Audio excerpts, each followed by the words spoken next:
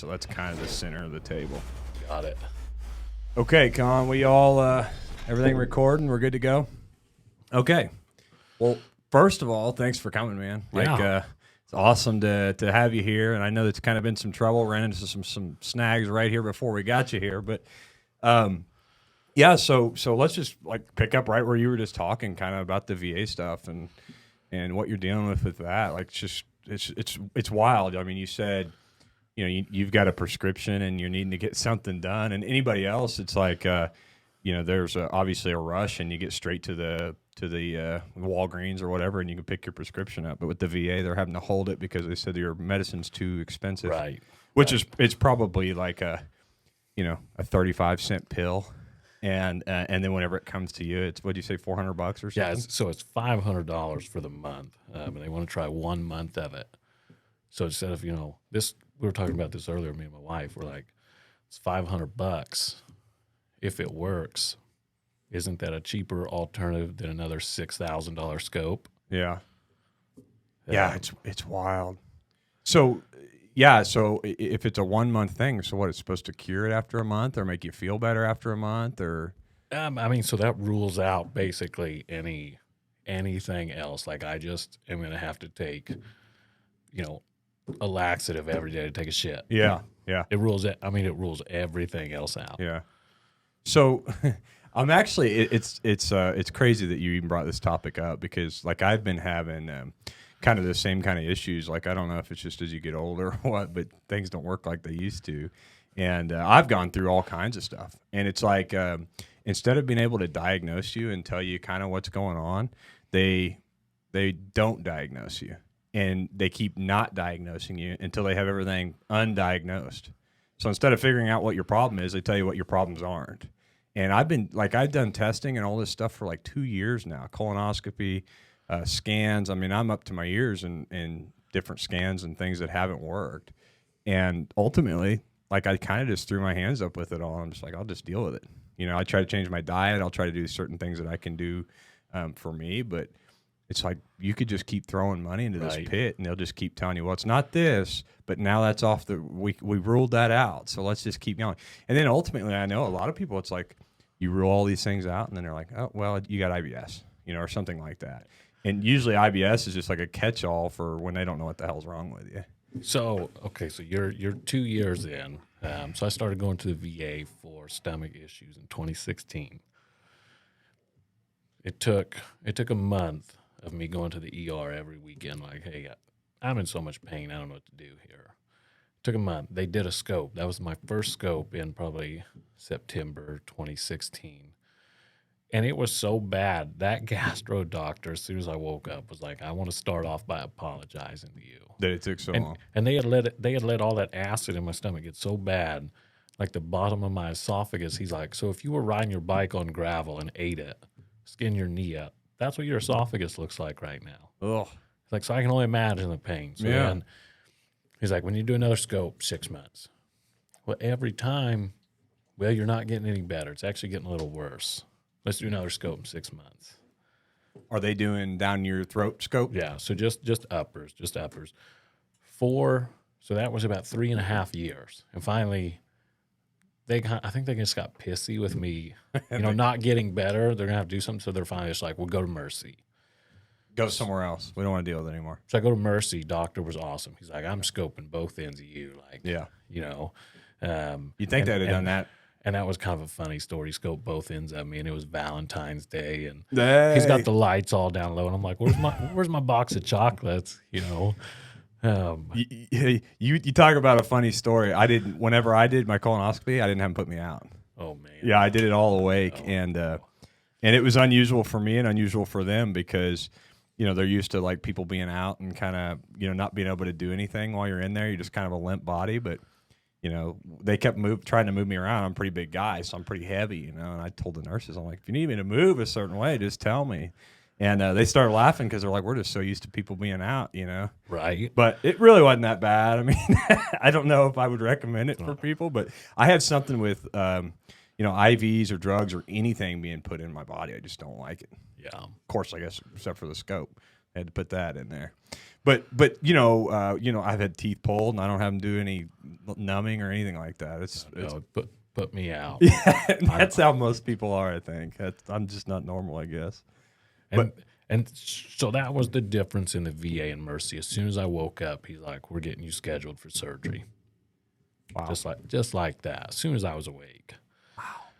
So what did they end up having to? What they do? So they did a Nissen fundoplication. So basically, they wrap so they let it get so bad my esophagus didn't even really have any swallowing power left. Wow. It was like I had to do a swallowing test. Brutal. You swallow this like fishing line, and it dangles in your throat, and then you got to do these series of swallowing tests. Worst thing, probably the worst medical thing I've ever done. It was terrible. I'm gagging the whole time, wanting to throw up. And so they wrap your stomach around your esophagus to pinch it back up and make it tight, keep the acid from coming back up. I think they did that to my mom because she was having a thing where acid was coming up all the time. So that's how they fixed that. Yeah. And because they let my stomach get like to where it had no swallowing power, he had to wrap it like not very tight at all.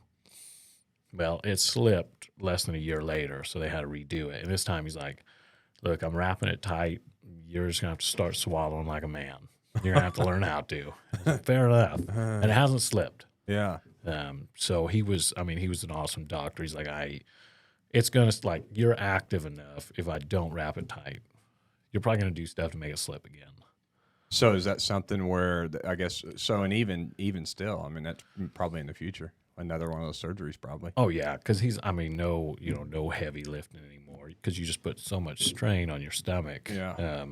Your intestines, no more heavy lifting. I just gotta be mindful of what I'm doing. But it's been worth it. Yeah. It has helped. It's Feel helped a lot better. tremendously. And then that was another thing. Mercy.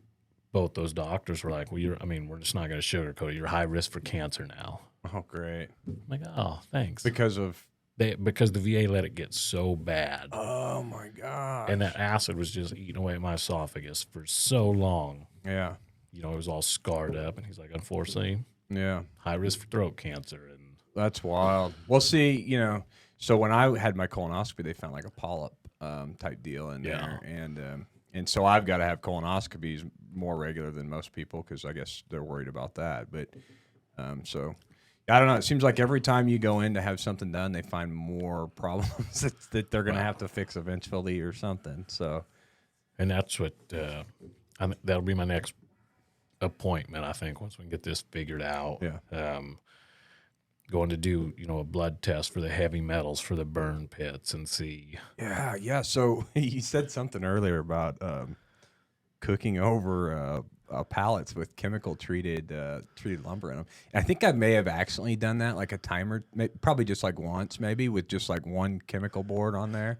But I can't imagine like a complete fire of complete treated lumber, and then roasting hot dogs or something over it. But yeah. Well, anytime our kitchen, they had like a little tent kitchen. I'm sure there's some Army acronym for what the cooks call it, whatever. And it was breaking all the time. So they're like, "Well, here's this food. Like, you guys, if you don't want MREs, you can just find a way to cook it yourselves."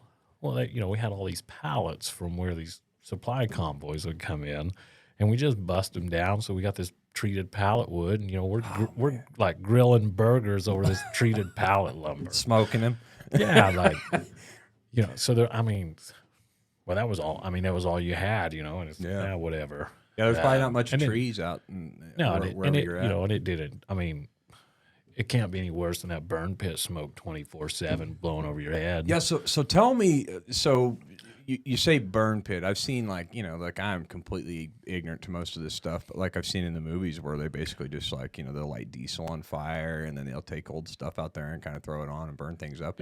Everything. Is that what you're talking? So sewer, right? So like now we had porta johns that they like did for us every day. Which I don't understand how like the Afghanis had like a pump truck like you'd see over here doing porta john business. They're doing it right. Yeah, we're in the middle of the mountains. I'm like, yeah. How do you guys have this pump truck up here? Whatever. But yeah, right outside of the wall of our compound, picture an excavator dug a 12 foot by 12 foot hole, 10 foot deep, and literally everything, food, baby wipes, whatever trash we had, it all went in that burn pit. Everything. And I remember times where like platoons would do battery changes on all their on all their optics, everything. And you got a box of batteries being dumped in there. Alkaline, lithium. All that smoke just all day. There's no break. There is no break from it. All that waste from everything over there. Just all that, one all pile the burning. food, the plastic, Black the amount smoke of probably plastic. nonstop. And the burn pits couldn't be doing that to you guys. No. Yeah, man, it's wild. But now you're back in the States and you throw a tire on a fire here in the States on your own property somewhere, man. They're gonna going to find bust you. your ass Yeah. for that. But they're doing that kind of stuff. Yeah, I mean, that's like our government as a whole. And we're not to go political, but they just passed this like burn pit bill. Oh, really? But what they've done was they excluded any kind of cancer. It's not covering any kind of cancer. Which is probably primarily what you're going to be dealing with from it. Right. Inhalation and stuff like that. Because I think even like when 9/11 happened, like all the dust and debris and smoke and all the crap that was burning there gave a lot of people cancer. Yeah, there was the one actor. He was huge in advocating for those guys. Yeah, man, it's crazy. And to know, like, to me, that's one of the things that's so frustrating, like, about our government as a whole, though, is like, do as we say and not as we do, and they'll pass these laws, and then you like dial into the logistics of the law, and it like they're exempt from it or their family's exempt from it, and all these crazy things, and it's like, I think we're to the point now, like as a country though, it's like everybody just kind of shrugs it off, like, well, whatever, life's pretty good still. We'll see what tomorrow brings. Yeah. I mean, you never know. We're in a dangerous spot right now because Yes, we are. we've been and this is my opinion, we've been kind of like on the brinks of, like, I feel like a civil war for like the last couple of years, probably even toward the end of Trump's term, just because all the people are just crazy. They hated him from the get-go. Doesn't matter what his policies are. It matters what he says on Twitter, or whatever people are saying about him on the news. So I think we were kind of on the brinks of a civil war towards the end of his term. And now, like, that's worsened. It's a lot worse now than it was. It's worse than it's ever been, probably in my lifetime for sure. But then, like, we're right on the cusp of this World War III stuff that's going on. I mean, it is bad right now. Like, you got, Ukraine and Russia are going at it, right? And now you've got Chinese, China's trying to strong-arm us and strong-arm Taiwan. And Taiwan's shooting, just a couple of days ago, they shot some drones down or something. So, like, man, we've got so many irons in the fire, and not to mention all the problems here at home. And I just don't know, like, I mean, the one thing about a war with our country is it usually has a tendency to draw our country closer together. But I just don't see that happening right now. I don't think this one is. I don't. And here's the reason why. It's like we've got so many issues going on here that we need to address. A lot of people see that. Yeah. But hey, let's send, what have we sent? A total $50-something billion to Ukraine. And then when one senator's like, hey, we need to see where money's going over there. Yeah. And they freak out about it. Yeah. And it's like, well, look, we got to take care of us. We're kind of like, our country's hurting right now. You have a left and you have a right. You got some people in the middle, but these two, what do we do? Yeah, it's so hard to even say right now. I mean, it's funny because we still kind of want to play big brother role to a lot of these countries, but we're just not there anymore. Not anymore. At one point, I think we were. Yeah, we need to focus on us, and I don't know. I think that whole America First thing really is kind of like sticks in my mind now because, you never really thought about it until now. But now it's like our gas prices are pretty much out of reach. We're tapping into our oil reserves again for things that we shouldn't be. I mean, we should be drilling and digging and doing all the stuff we can do here. We're just not doing anything. It's there. We were a world superpower. Yeah. Not long ago. For a long time. Yeah. And there's a reason for that. Yeah. Yeah. And it's I don't know what other podcasts you listen to, but like Joe Rogan, he had the best thing. I think he's the one that originated with this. I think he gets credit. So the hard times create hard men. Yeah. Hard men create soft times. Yeah. Soft times create soft men. We're at soft fucking men. Yeah. Yeah. That's where we're at. It's gotten bad, man. You know, and we notice it mostly like when we just going out, like you just go out and you know, and I don't want to say you want to judge a books by their covers, but you kind of just go out and look around, man, and you can tell the difference in human beings and men and women, and there's such a, you know, we've always been a, you know, pretty diverse country, but man, it's getting more and more like, and all the people that were like willing to go fight for this country and manly men and do this, like you just not seeing them. You're not seeing them as much. You're seeing a lot of ponytails, Right. and you're seeing a lot of sandals. And you know, I don't know, man. I'm pretty outspoken on all this stuff, but it's like, you know, and we have a really good. We get to really see it go on because it's happened on our other channel, right? Like, you know, I carry a firearm pretty much everywhere I'm at. You know, we did a hog hunting episode on our YouTube channel one time, and we were like silenced for like 90 days after that on YouTube. I mean, it's crazy. Like things that, you know, if anything ever happened to this country where there's no food at Walmart anymore, people are screwed because people don't know how to hunt. They think that it's wrong to go out and kill an animal so you can eat it, but you're not going to be able to get processed soybean milk and soybean food and burgers and stuff like that if stuff starts. They think their hamburger comes from Walmart. Yeah, it's crazy, man. It's wild, and then this whole, you know, people want to get away from, you know, all meat and all dairy and all these things, which, you know, like the way I feel about it now, it's like to each their own. Do whatever you want. Right. Hey, if you like that, yeah, that's cool. Yeah. I'm going to eat my steak as rare as I can. Yeah. Because I can. Yeah.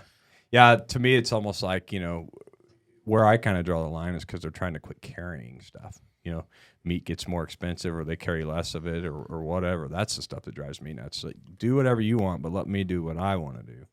But I think that's kind of that whole side's way. It's like, we want to do this, and we're not content just us doing it. You have to do it too, or they're never happy. And I couldn't be further from that. Like, I don't care. I just want to be left the hell alone. Right. From everybody, the government and everybody. Just leave me alone, and I'll do my thing. I'll pay my fair share or whatever, which that's a whole nother topic. But you know, I just want to be left alone. I have like 12 people I like. Yeah. And they're really the only ones that should get a say, you know, what I value their opinion. I don't give a shit what you think. Stay out of my life. I'll stay out of yours. As long as you don't harm me, I'm not going to harm you. Yeah. And, you know, and if everybody would have that outlook, it'd be like, oh, we can get along. Yeah. Well, things have just changed so much because it used to be like small, tight-knit communities, and those were kind of your groups of people, and people were closer in those communities, like a tribe. Yeah. And now it's like, you know, everything's so broad and so big, and you've got these people that think, oh, well, this is normal because there may be 10,000 other people in the world that are doing that. But it's, you know, when there's, you know, 7 billion people on the planet, it's not hard to find 10,000 that may be similar in some kind of weird thing. And I'm, you know, I was starting to lose faith in this country. I'm like, oh my gosh, what? There's no saving it. You know, when I teach in a small town school. I mean, we're a 1A school, and I have hope. I have hope again. Yeah. Seeing this next generation of rural kids, I got hope. Yeah, it's a whole different breed, man. Like my wife, Brandy, is a teacher in a small town, just the same, and it's so much different there. Like we never did mask mandates. We never did anything. Like basically because of the government as a whole, we got like a half a year off of school. Yeah. But after that, they went right back to school like normal. And even when teachers or anybody got COVID, it's like, oh, well, Miss Who and Who is out sick. She'll be back in a week. You know, and everything was pretty well normal. Right. And I think I got COVID 3 times, man, and one of them really got me down. I had it in my lungs and all kinds of stuff. But it's like at the end of the day, you can't like lay around in your house in a mask for the rest of your life. Facts. Like if I'm going to go from COVID, I'm just going to go. Like, but we never changed our lifestyle at all. Actually, I worked for a company back when COVID first started, and my boss called me and basically told me I couldn't leave. I'd already pulled my vacation. We were already out, like getting ready to get on the road. We were already in our motorhome, gassing up, and he called me. I was at the gas station. He's like, I don't know if you're planning on still going out of the state, but you don't need to be doing that with everything happening. That's almost exactly what he told me. Like, man, this vacation's already planned. We're out of here, you know. I think for the first, while we were on that trip, I was wearing latex gloves to pump gas. Yeah. That's about as far as my BS with the PPE and all the bullshit went because I just wasn't having it. The cops called on me at Menards. Menards was like going into North Korea when all this was going on. Okay, so you mentioned that. So, you know, I was in college when it all started. They sent us home spring break early. hey, we're going to figure out, what we're going to do. We finished this semester online. Yeah. So I went to Colorado. I'm like, screw this. I'm going to the mountains, getting away. Had Yeah. a friend that lived out there, and went into a restaurant, little mom and pop diner to get some breakfast. And they're like, yeah, well, like tomorrow we have to shut down. We're not allowed to be open anymore. But by God, Lowe's and Menards and all those places were open. Of course. Mom and pop have to close their doors. It's like, yeah, we ran into something really similar to that because we were out in Utah. This was 2019, and we went camping and we were all BLM out there, so we weren't near anybody. we in Moab. Yep, we were out near Moab. I love Moab. Yeah.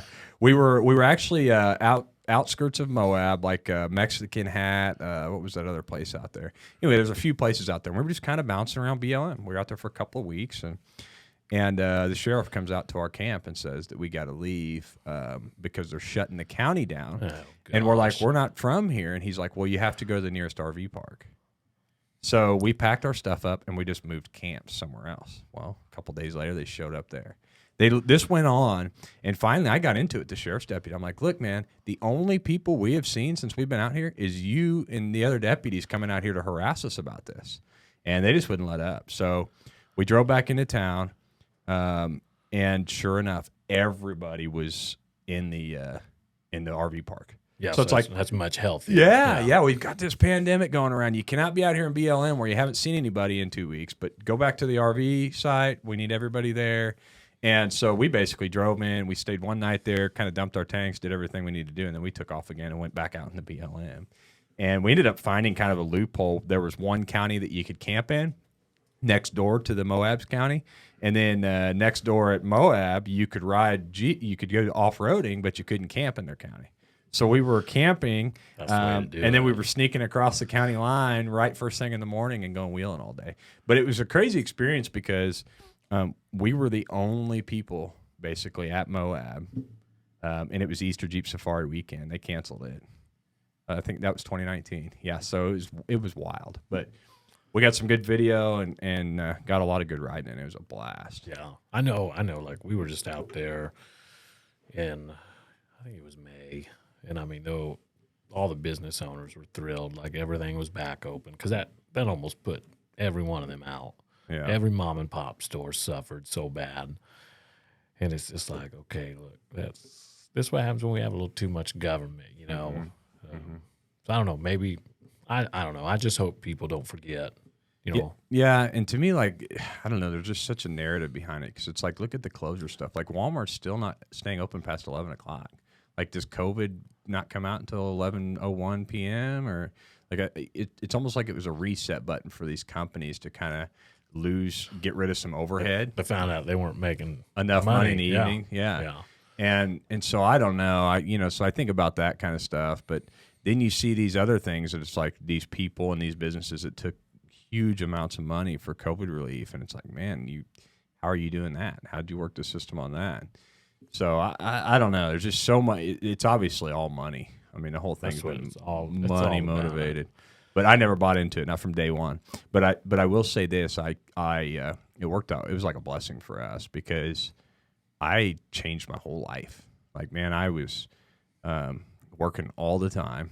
Like, and that's all I've done is I've had a career. I was a general manager for like 13 years, and so I worked a lot, and then I was doing YouTube on the weekends. So I mean, we were just grinding, and when COVID hit, we had literally just sold our house like in the suburbs, and we made a killing on our house. Yeah, and we basically took all that money and that we had from the house sale, the equity that we had, and we were able to build a new house.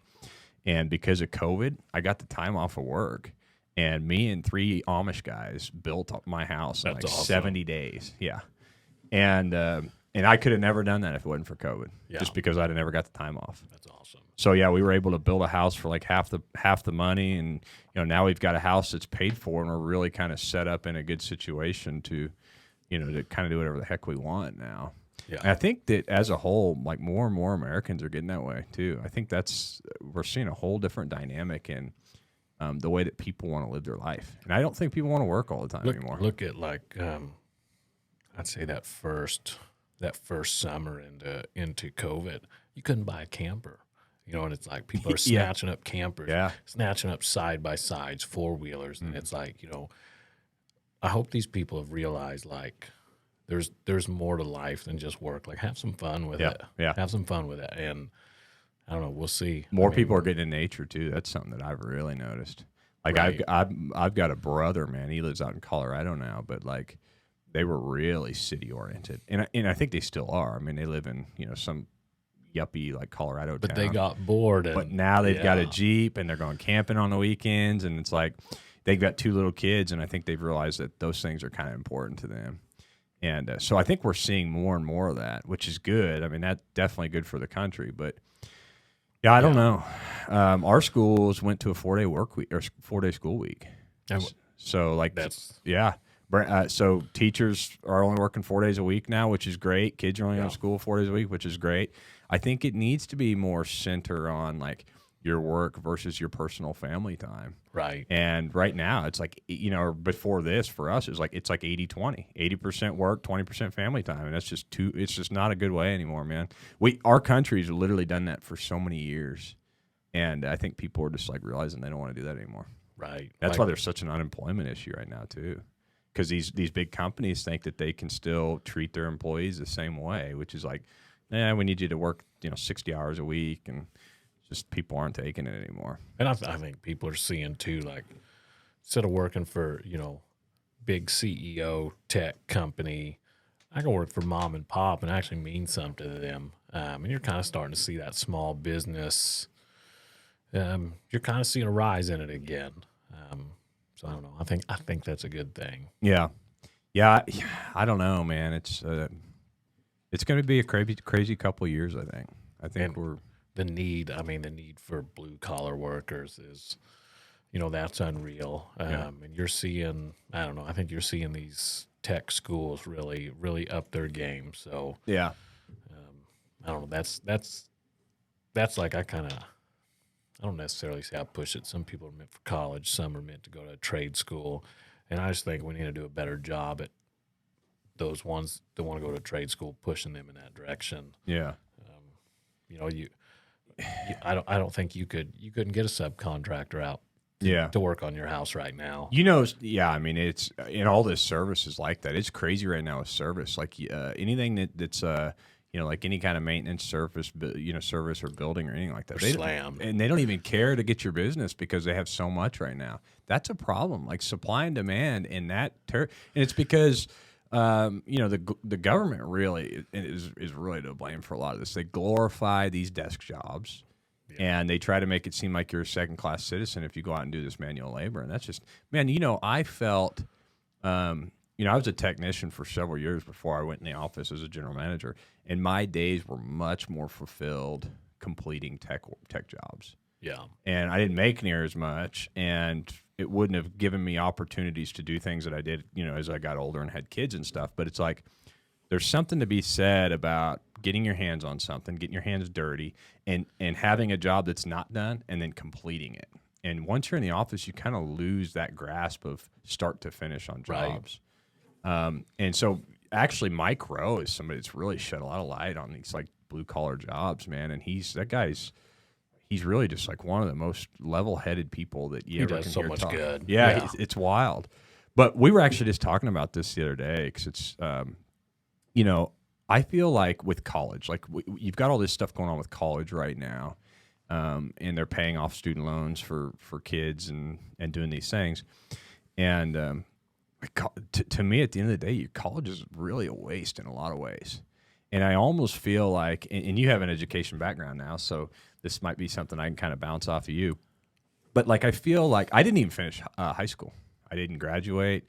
I dropped out super early, like the beginning of 9th grade. Like as soon as I could basically get a job, I was done with school. Yeah. And I was always really driven. So it didn't really matter. I was able to hold a job and get a good job. And then, my first basically job in the industry that I did early retirement last year. And what I was able to do is get my foot in the door early on, and then I just stuck with it, man. I stayed in the same industry till I was in my 30s. So instead of needing that educational background, I had experience background, and I just kind of worked my way up the ladder. And to me, I guess the point I'm trying to make is like those last 4 years of high school where they're teaching you this curriculum on harder math and harder this and harder that, and it's stuff that really you're probably not going to use day to day. Like, why don't we throw some college courses in there, and maybe squeeze that in, so then people aren't getting maybe get a 2-year degree right in high school. Right. You know what I mean? There's probably a lot of stuff we can shave off the last couple of years in high school and probably add some actual, maybe some tech school or welding school. And you're starting to see that come back. I mean, I would have dropped out of school if it wasn't for welding tech. Yeah. I got to go there. I went regular classes to lunch, and then welding from lunch to the end of the day. Yeah. And had I not had that, I'd have dropped out. Yeah. It wasn't for me back then. Yeah. And was that a small town high school? I mean, it was Carl Junction, so it was a class of then I think 180. Yeah, small town. So I mean, not huge, not small, just good community.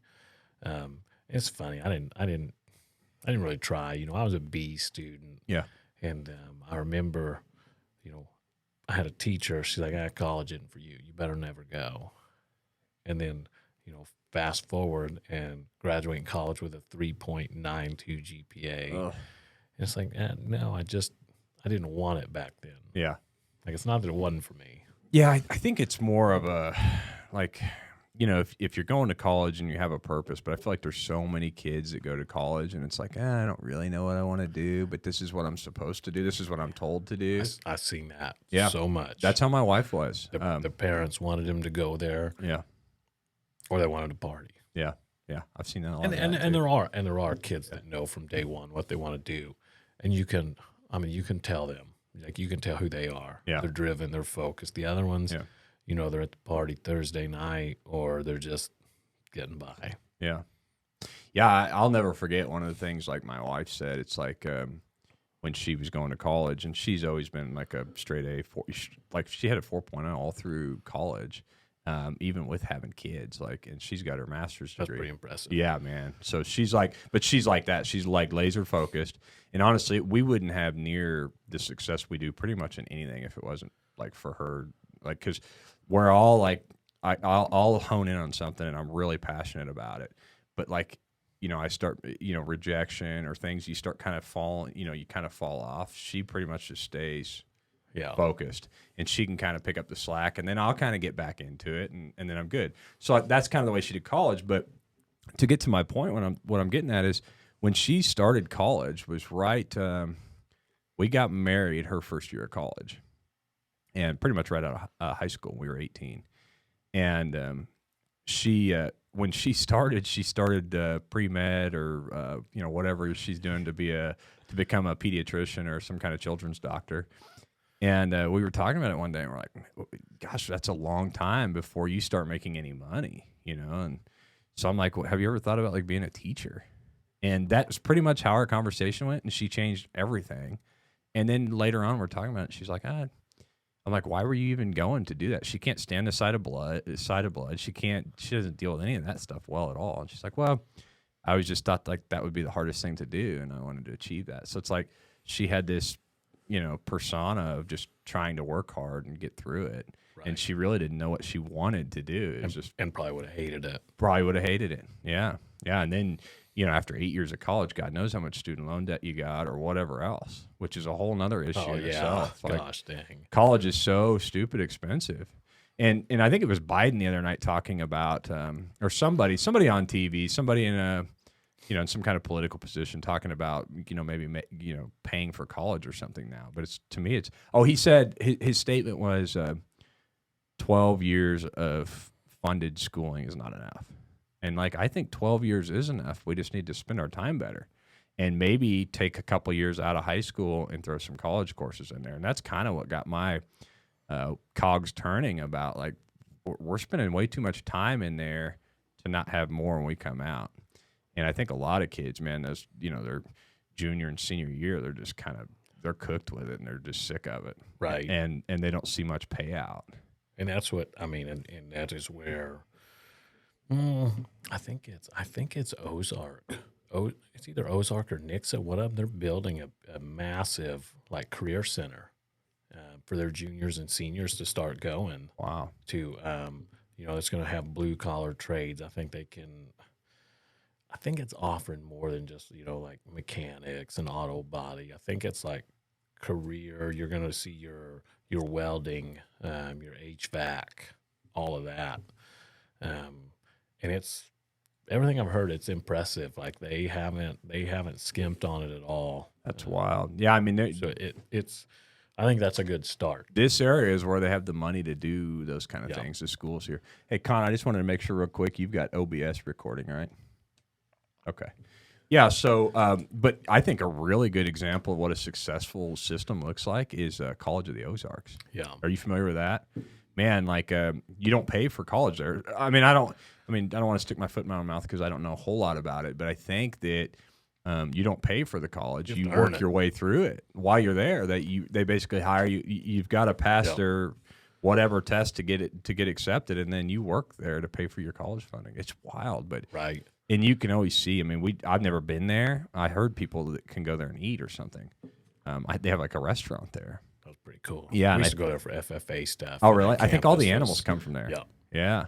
Yeah. So when you eat at the restaurant, it's all livestock's from there, and the Right. vegetables are from there. My mentor teacher went to school there, and it shows. Yeah. She's top notch. Yeah. She's phenomenal. Yeah, and you can just tell when you go by the place, like the way it's kept up and it's nice looking, and Yeah. I mean, it makes such a big difference. And that's just like all like kind of a mentality thing, I think. Like there's so many people in this country now like sticking their hand out wanting something for free now. Gosh. And I think that's why we're in a lot of this predicament with the college stuff that we are. It's like, oh yeah, heck yeah, I want you to pay for my college. Like there's nobody, I mean, that's like some kind of promise that he made, and they will not let it go to rest because they want that free handout. Right. But I think it was Mike Rowe that made a good point the other day. He said, I know a lot of people that instead of going to college, they started their own business. And to start that business, they had to buy an excavator, or they had to buy a bobcat, or they had to buy this or that. Are we going to pay them back for that? Because they have loans on those things, Right. just as much as a student loan, and they're putting back into the economy already. And even to be like, well, that's apples to oranges. There's the video floating around social media of the dad asking Elizabeth Warren, well, I did the responsible thing and saved my money and paid for my kid's college. So are you going to reimburse me? And she laughed in his face and said no. Yeah. And it's like, Yeah, it's Okay, it's like- wild. like Yeah, so I think it this- was Peter Ducey that questioned the education director or whatever the other day, and he said something similar to that. Like, so the people that have already paid it, they're just up creek without and the guy's like, yep, nothing else. That's it. So yeah, I mean, it's definitely a tricky position that they're in. But I guess the way they see it's like inflation's so bad, we're in a recession, but they can just redefine recession and Right. and throw more money at it. But I mean, I don't know. You'd have to be, really have something wrong with you to realize that with the money that's going out, that's got to come from somewhere. Where's it going to be coming And it's from? coming out of your pocket, and it's coming out of my pocket. And even though they may say this or they may say that, in the end, they're going to get their money. And One way or the other. and they've I got mean, the goons to send after you now to come get the money. right. So- Yeah, it's and it's no coincidence they passed that IRS whatever, to hire all those agents. Mhm. And then this is drastically going to raise your taxes. Yeah. It has to. Yeah, it's wild. It's wild, man. And they've got this whole defund the police thing was around. Now they've got IRS agents that are going to be carrying firearms. With essentially the same power as the FBI. Mm-hmm. Um, I don't know, man. It's it's going to be rough. I mean, if you could snap your fingers and change anything, it would be our federal government. It's like get rid of a lot of it. Run our military. Let the states run their states. Stay out of it. and I think if only people could see like what a smaller federal government would do. It was never supposed to be this big. Yeah. Let your state, let them have some more power. Take some of the feds out. Yeah. And I think everybody'd be a lot happier. They just refuse to see it, or, are lied to about it. They need the government to take care of them, and that's what. Yeah. the government kind of slips into you. I feel like a lot of people, it's almost like they know they're giving up freedoms, but they kind of weigh out the responsibility. It's like, I'll give up the freedom to get rid of the responsibility also. It's sad to see, man, but I think that in I don't know, like there's a lot of the generation that kind of is right after us. I don't have a whole lot of faith in, but I don't know. I hope they prove me wrong. Right.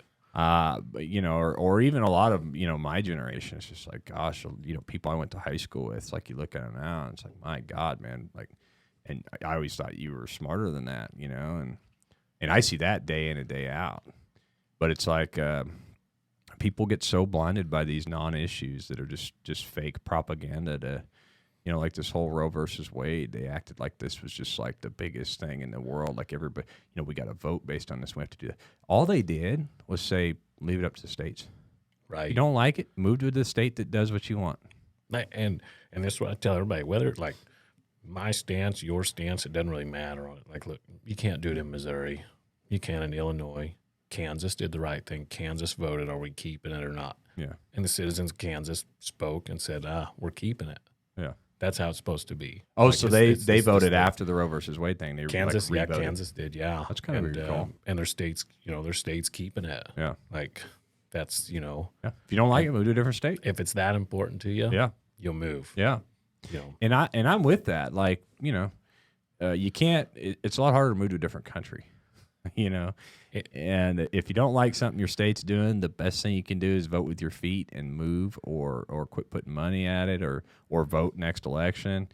But you can't, and you can't use the excuse, but my job. It's 2022. Like, yeah, you can get a career pretty much anywhere doing the same thing. Yeah, it's wild, man. The job market's pretty wide open right now still.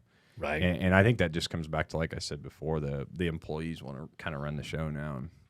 And I think people get so used to doing the remote learning stuff or remote work stuff. So that's a why should I pay all this rent for this office space when you're not as productive at home? I think I read somewhere where the statistics were you don't get quite as much done, but it still productivity is a little lower. Saves the company money. Yeah. To not have this big office. Yeah.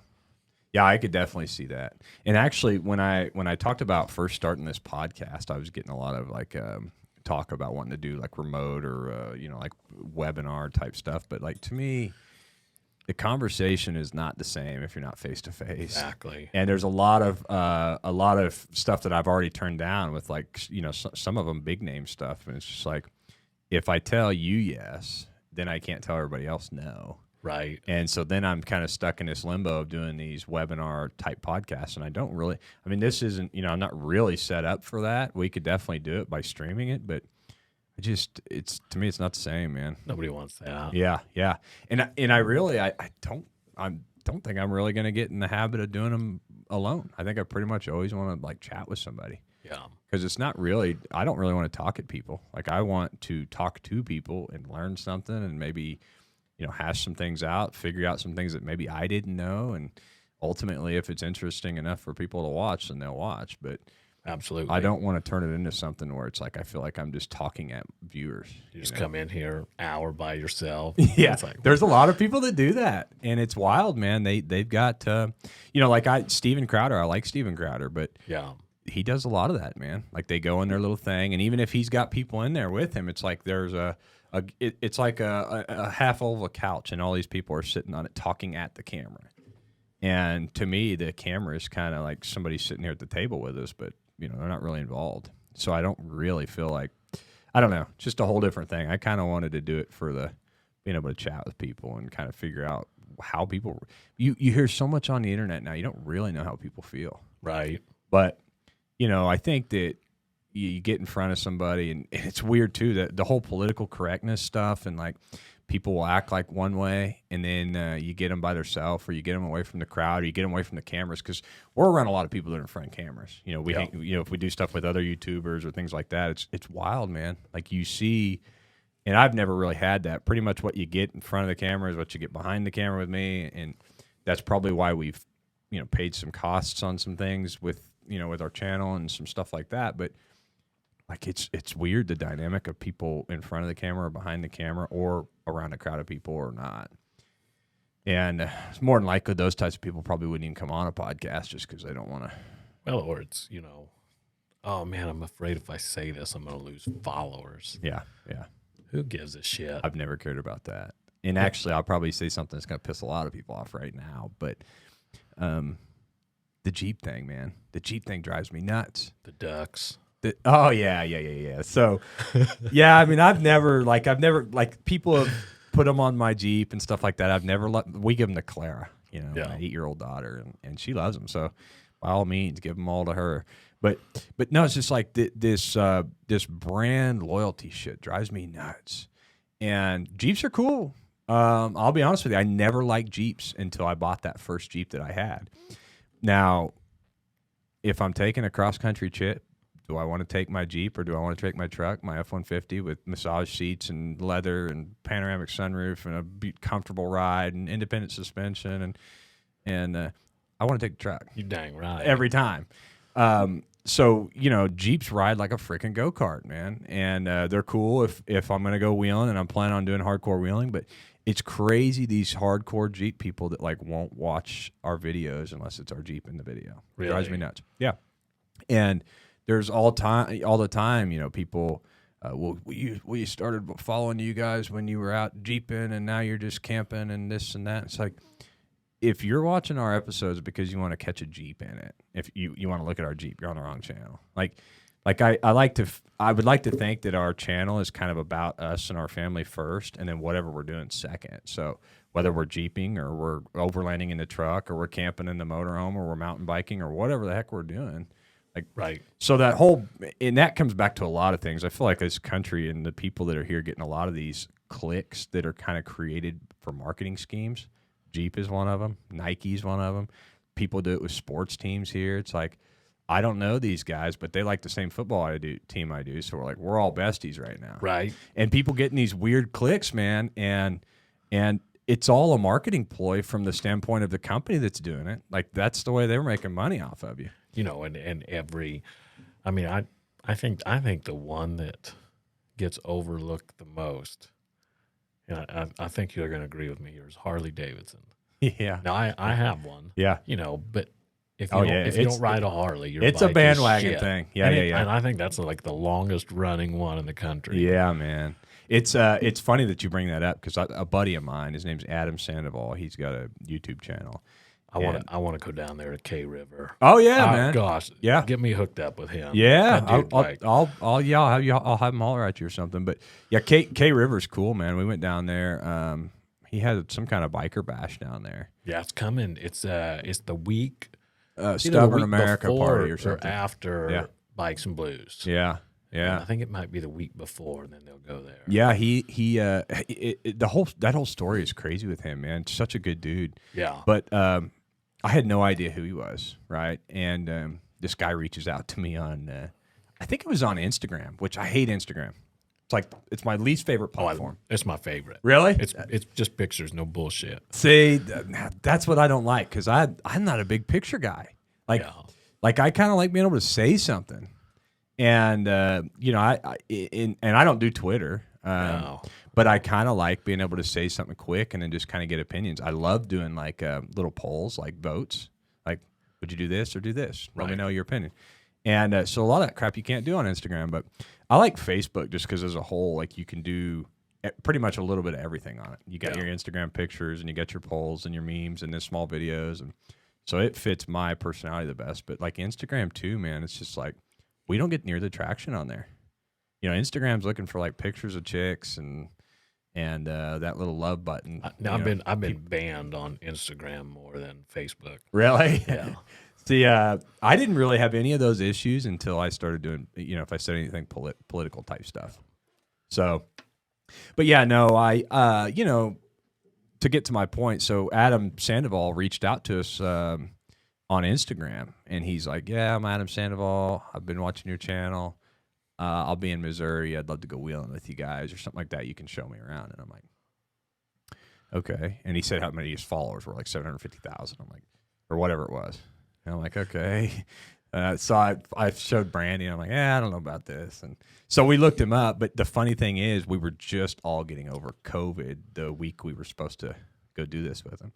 So we're like all sicker than hell, man. We couldn't, no sense of smell. We're like dragging ass because we've been sick for, 2.5 weeks. The first time it really hit us hard. And we're supposed to meet Adam Sandoval for the first time and take him overlanding. And man, my brain was so foggy. I'll never forget this. I took him on this overlanding route that we've done probably 100 times, and I passed 2 of my turns. And literally, we got this guy with us. He watches our channel, and he's pumped up about us taking him overlanding. We're sicker than hell. We feel like shit. I've told him about this now. I didn't tell him then, but I've told him about it past then. And so anyway, I missed another turn. We literally do like a 2-hour circle, and we passed the same shit we were passing almost 2 hours ago. And I don't know if he even noticed, to be honest with you, because it was such a big freaking circle. Yeah. But me, I can't keep my mouth shut, so I had to tell him. I'm like, dude, I screwed up. I could have probably just went down the right way and went to our camp, and he'd have never even known.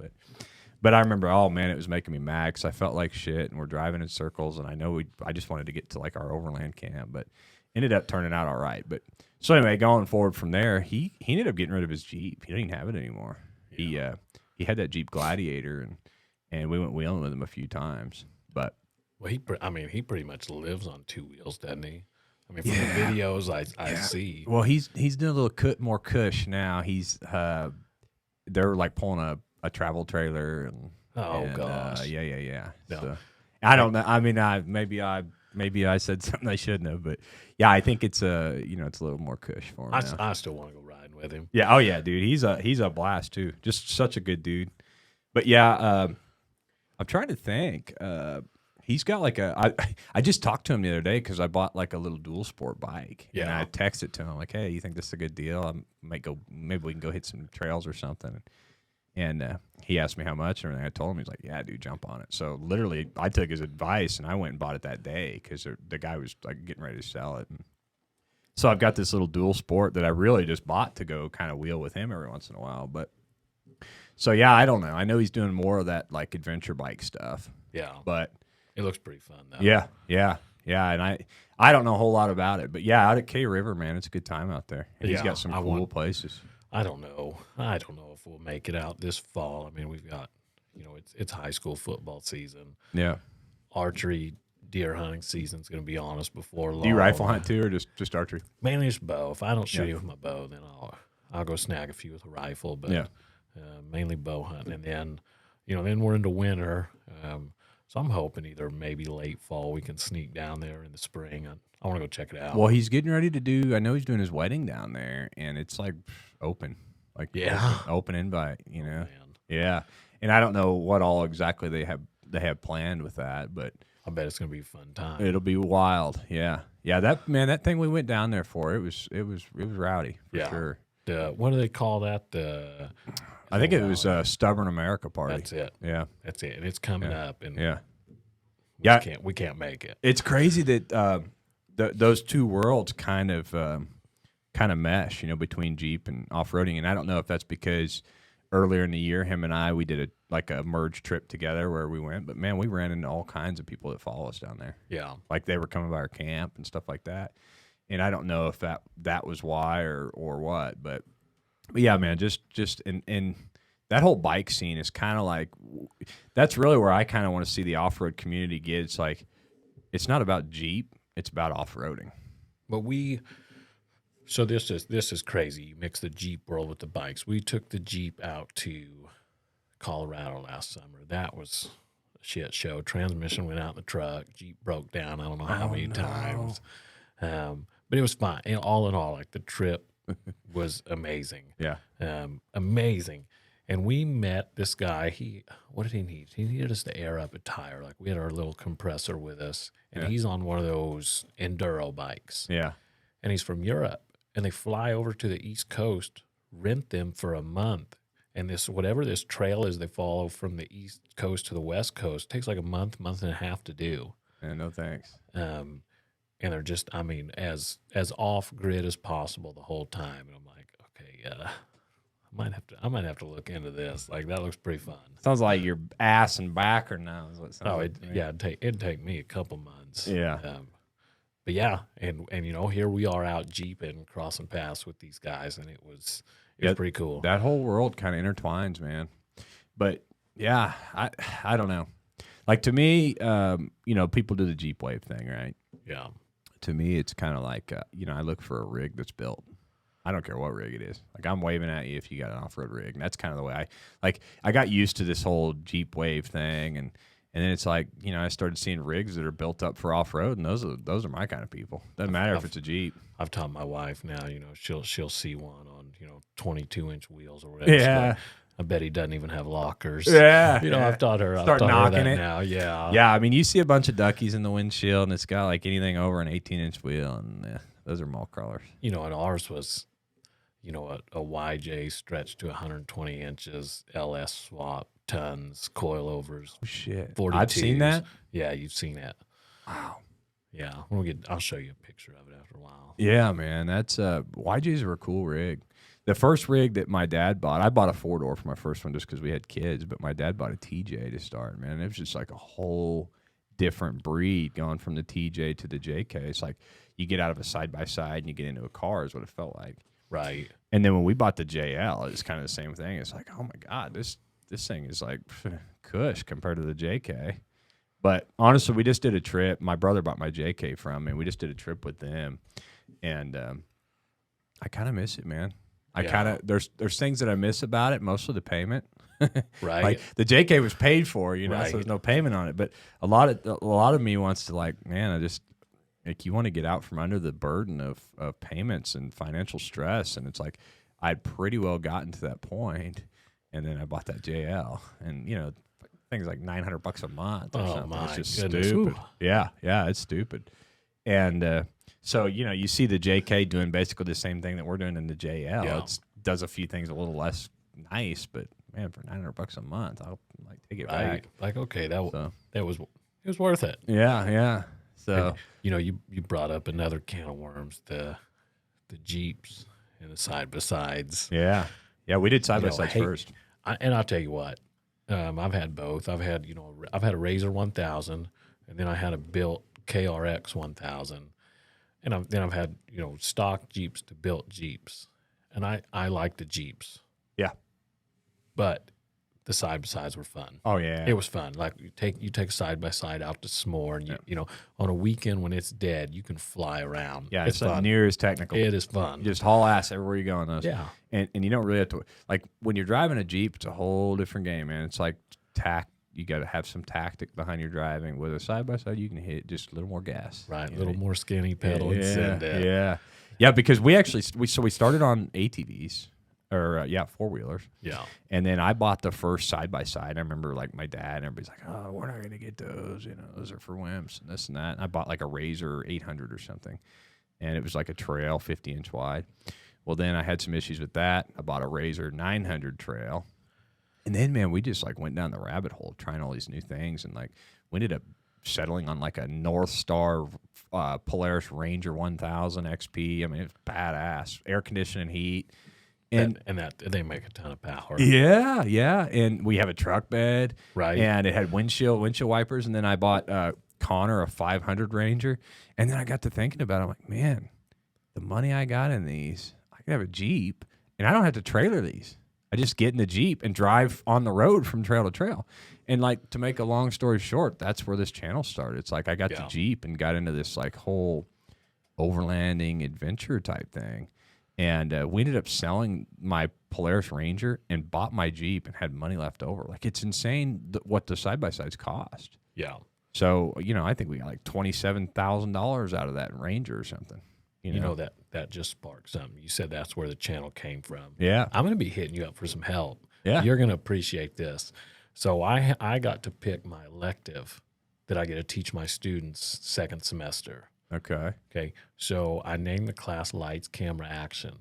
I'm going to teach them. We're going to use my GoPros. I've got a couple GoPros. How to take video, how to edit it. Very cool. And it's going to be a learning curve for me because I know how to do it. Yeah. I'm not that good at it. Like It's a lot of work. they're gonna surpass me, but I can Yeah. get them started. Yeah. And I just think as big as YouTube, as big as all this is getting, like I'm like, what Yeah. you know, what are these kids gonna enjoy, and what some of them might go on and make $1 million, you know, Yeah. just like that. Yeah, man. So we're limited. Like we have Chromebooks, so I'm using WeVideo because they've got a good school subscription, but for the money they've got a lot of awesome features that will get these kids started in that. Huh. So That's pretty cool. Yeah, so that'll be I got to teach that for like 45 minutes a day. Wow. So I'm looking forward. That's to a good that. skill for them to learn, man. Right. Just like with this, we've got this whole soundboard, video board, all this crap you got to run in here. And I mean, you know, man, to have a sound engineer come in and run that stuff, it's like stupid expensive. Yeah. And then like part of me is like, man, it would be nice if I could run it, but look at all the crap, you know, then you got all that pile out here and I can't really focus on the conversation, which is, to me, was the most important thing. Like I didn't even want to have my phone out here just because I want to be tentative to the conversation. So it's like, well, there's Connor, and so man, he'll be picking up a good skill. He's running the programs, the software, and he's running the different camera angles and all these things and microphone volumes and like. Can lead to a big money job. It is, man, and that's where the world is going. It's like, and that's one thing I will say about YouTube. You know, I say a lot of bad stuff about YouTube because they, with the censorship and all the stuff that's going on, but they have created this machine of creativity that is awesome, and people getting on and just kind of making I wouldn't have this platform right now, like. And YouTube is, for us, we're starting to kind of do more stuff on Rumble and over on that kind of edge of the things because it's a lot more less censorship and a lot more freedom. But YouTube, man, they deserve credit for making, taking this power from these big production companies and these big news stations and kind of putting it in the hands of whoever's willing to bust a tail and get it done. And there's a lot of people that wouldn't have any kind of a platform if it wasn't for them. Right. And then just like, I don't know how many hours of YouTube I watched before we went to Moab. Yeah. I heard, you know. When did you go? So we just went in May. Oh, okay. And, okay. you know, I don't know how many different videos I watched of Pritchett Canyon because I'm like, I want to know that trail. I've heard a lot about Pritchett Canyon. Everybody says how hard it is. Yeah. And it's tough. We made it. Yeah. We should have went to with our Jeep Sand Hollow or something. Yeah. Where it's really technical. But I wanted to make sure I knew what these trails look like before, you know, I load up with Sydney in the Jeep, with our friends in the Jeep on these trails. Yeah. 1,000 miles from home. Yeah. I did a cross country Harley trip by myself. Well, I don't know how many hours I watched the YouTube getting ready for that. You know, seeing what routes I wanted to take. Is that worth it? And that's what, you know, you can. Gosh, people use it to learn. They use it to just live the experience. A lot of people never go do that. Yeah. But they love watching other people do it. Yeah, you bring up a really good point there because definitely the amount of viewership from YouTube is, and I don't know how to say this without sounding like you're hating on the viewer, but most of the time the viewer is there because they need something. Yeah. They're trying to learn something, so that's why like we will bust our ass on these episodes where we'll like go out and you know, we'll travel or we'll adventure, or we did some Airbnb stuff. We stayed in this castle, and like these episodes that take a ton of work. But ultimately the ones that pay off the most and are still our most viewed stuff on our channel are DIYs, how-tos, you know, how to flat tow your RV is like flat tow a Jeep behind an RV. That's like one of our biggest things on our channel. Yeah. And, you know, those videos land us some really good sponsorships, but like at the end of the day, those videos feel it's like a job when you're creating them. Well, and I was watching overlanding videos mainly for the motorcycle because I'm like, I want a tent camp. Yeah. Oh man, there's a lot of those out there. And you know, just in overlanding videos, the next video pops up, and honestly, that's kind of how I like first seen your videos. Oh really? Yeah. Yeah. I was just like, I've got, you know, X amount of space on this Harley. Unfortunately, it's a full backer. Yeah. So I've got a tour pack and saddlebags. Like, what kind of, you know, is this person a little cook stove? Yay, nay on this one. Because everything I bring a house to work because I can't bring very much of it. Yeah. And then, you know, and then we were talking the other day, the mutual friends that we have in common. Yeah. You know, so and it's crazy how it turns into a small world. Yeah, man. And that's one thing that I will say about like the Jeep community is they are kind of like that. It's like everybody's kind of, you know, everybody knows everybody. Yes. And when we built our house, like, you know, people from the Jeep community came out and like, you know, the person that did our drywall was somebody, you know? Right. So, you know, and I think that was kind of a word of mouth thing. It's like our platform has really done a lot of good for us. I mean, a lot of times maybe the views don't show things or this and that, but it's like, you know, you'll ask something just right. I mean, you wouldn't be sitting here right now if it wasn't for other people Right. that kind of connected us. So, yeah, I mean, you know, that whole thing, and I don't think the platform is owed anything on that. I think it's the people. Oh yeah. But yeah, so I mean, it's, you know, I don't know. Time will tell, but I think that there's enough competition out there now on all these platforms where maybe they'll start smartening up on a lot of this stuff. So Yeah. Oh we'll yeah. see on the censorship stuff.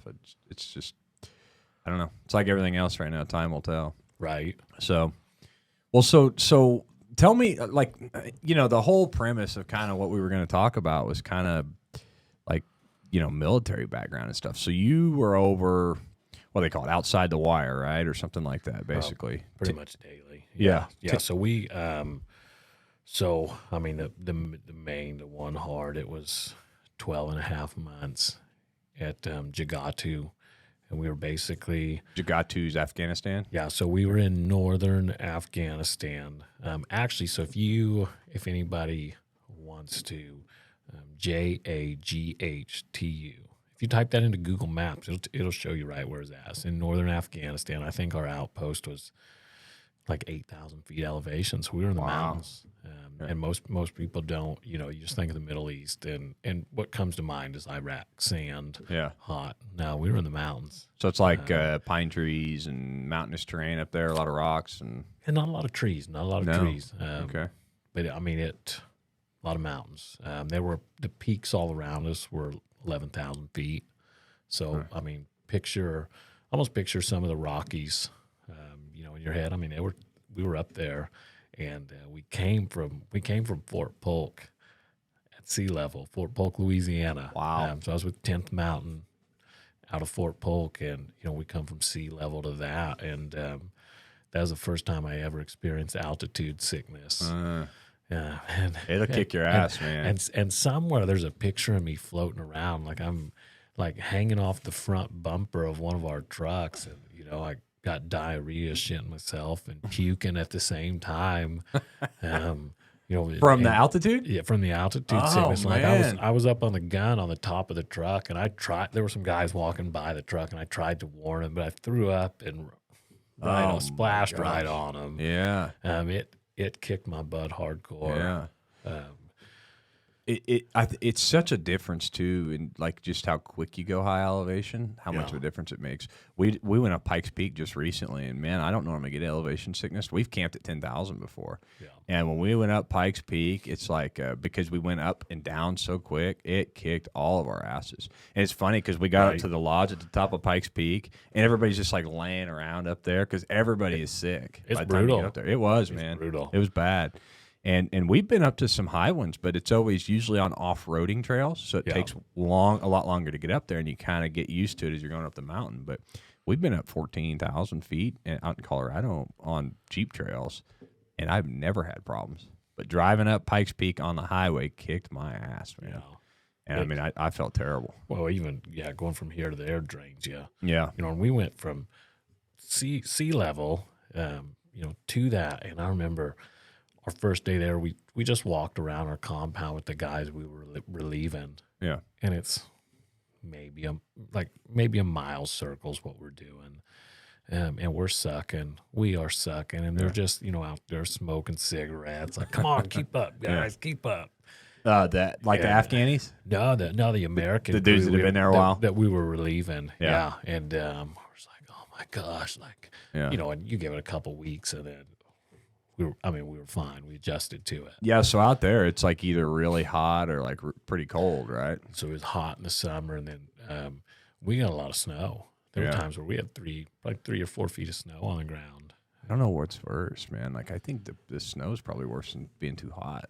Yeah, because it made it like then it would start to melt and it would get muddy. Yeah. And we're either Wet. walking or driving in that every day. Your Yeah. boots are soaking wet from the snow. Yeah, I think I'd rather do the heat. You know, we had unlimited Gatorade and water, Yeah. pretty much. So it's like we can, you know, we got cool drinks. They weren't cold, but they stayed in the shade. Yeah, man, that's just.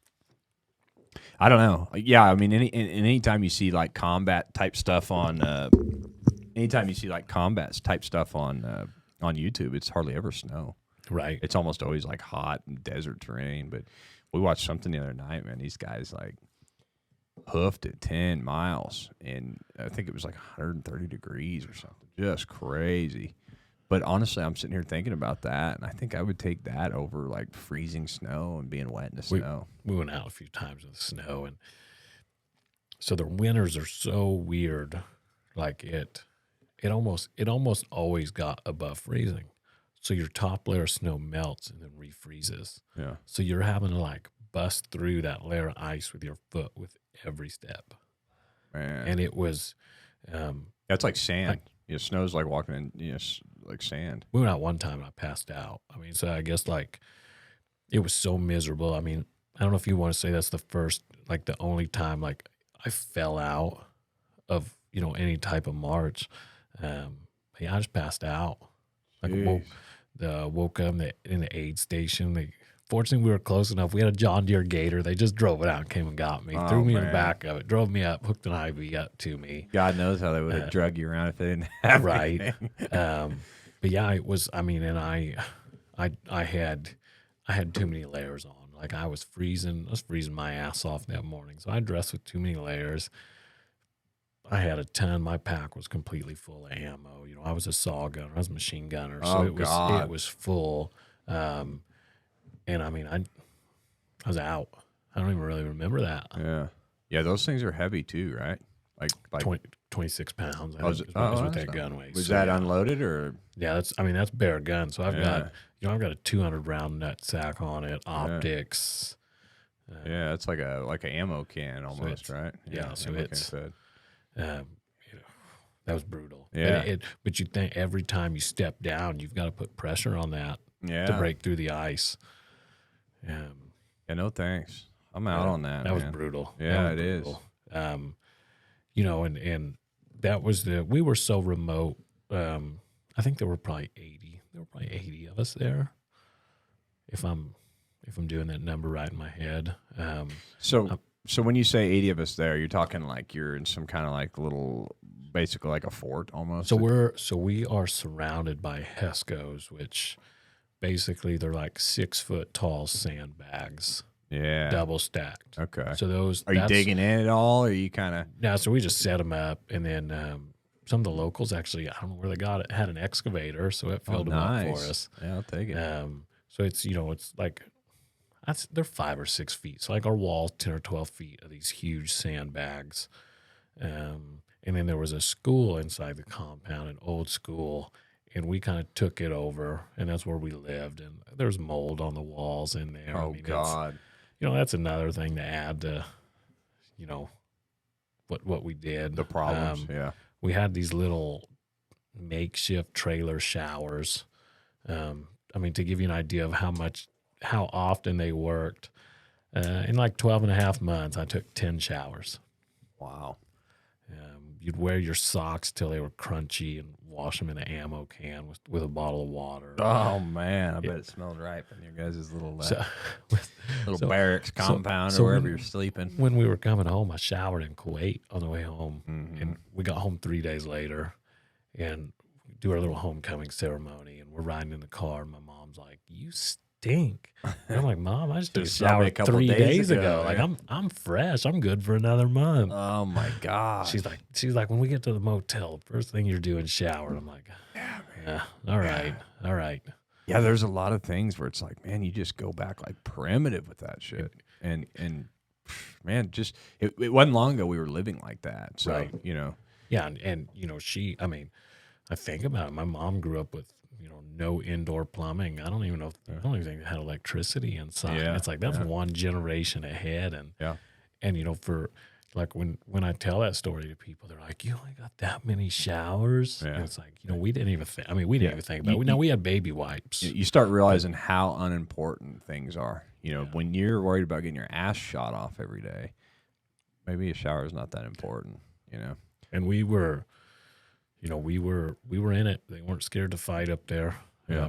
So what our schedule looked like is we had 2 days of missions or ops. Yeah. So we do that for 2 days, and then we'd have 2 days of like security. Where you do tower guard, you do anything on our little outpost that needed done, and then you had 2 days where it was kind of your rest days, kind of not QRF.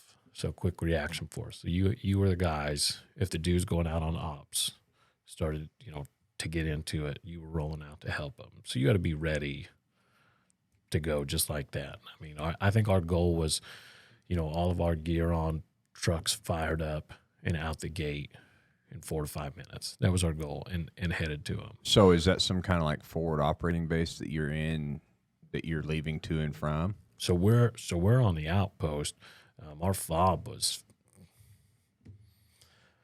12 clicks away. Okay. So that's where any air support either came from there or Bagram. Fob shank was pretty limited. Most of the time it'd come from Bagram, so it was hard to get. Wow. Now when they did come, those guys and those Apaches, Yeah. lifesavers. Yeah. Those dudes are awesome. Yeah. I've seen a lot of that. It's like you're down and out and you're in a lot of trouble, and one of those shows up and it changes everything. And we give them a lot of crap, but those Air Force guys coming in their jets, and they just sounded so dang cool on the radio too. Like, Well, they get a lot of practice on them. like Razor Charlie out, these guys. Man. Well, while you're digging holes and moving Right, sandbags, they get to practice radio And skills. it's like, why didn't anybody tell me about that job? Yeah, I want that one. That Army recruiter was, well, I mean, do you like guns? I'm like, well, yeah, I like guns, He's like, oh, you like to go hiking and camping? Well, yeah. You want to kill terrorists? Well, yeah. I got the job for you. Well, you probably got better stories than those guys. They don't see it. They don't live it, man. Yeah. They're kind of up away from it, And we were in it. Yeah. We were in it, and two times in my military career, I've ever questioned, like, what the hell did I get myself into? Yeah. And the first time I didn't know what I was doing. It was when the bus pulled into Fort Benning to drop us off, and they come on yelling. And it was in the middle of the night. It was probably midnight when we got first there. reality And check. I was like, Yeah. I messed up. Mm-hmm. And the second time was when the bird I was on landed at our outpost. As soon as it touched down, we had all kinds of incoming. They were rocking the mortars at us, and I'm just like, oh, shit. And that was your first, like... And I had been boots on ground. I'd been in country for a couple of days, but when I found out, like, this is where I'm spending the next year, and as soon as a bird touches down, the incoming, and then it's real. They try and mimic those mortar sounds to you coming in. Yeah, nothing replicates that. Yeah, it's wild, man. I can't fathom, because not only is it what you're hearing, but, like, man, a few feet closer and you're done. Like, everything is right then. I don't know, man.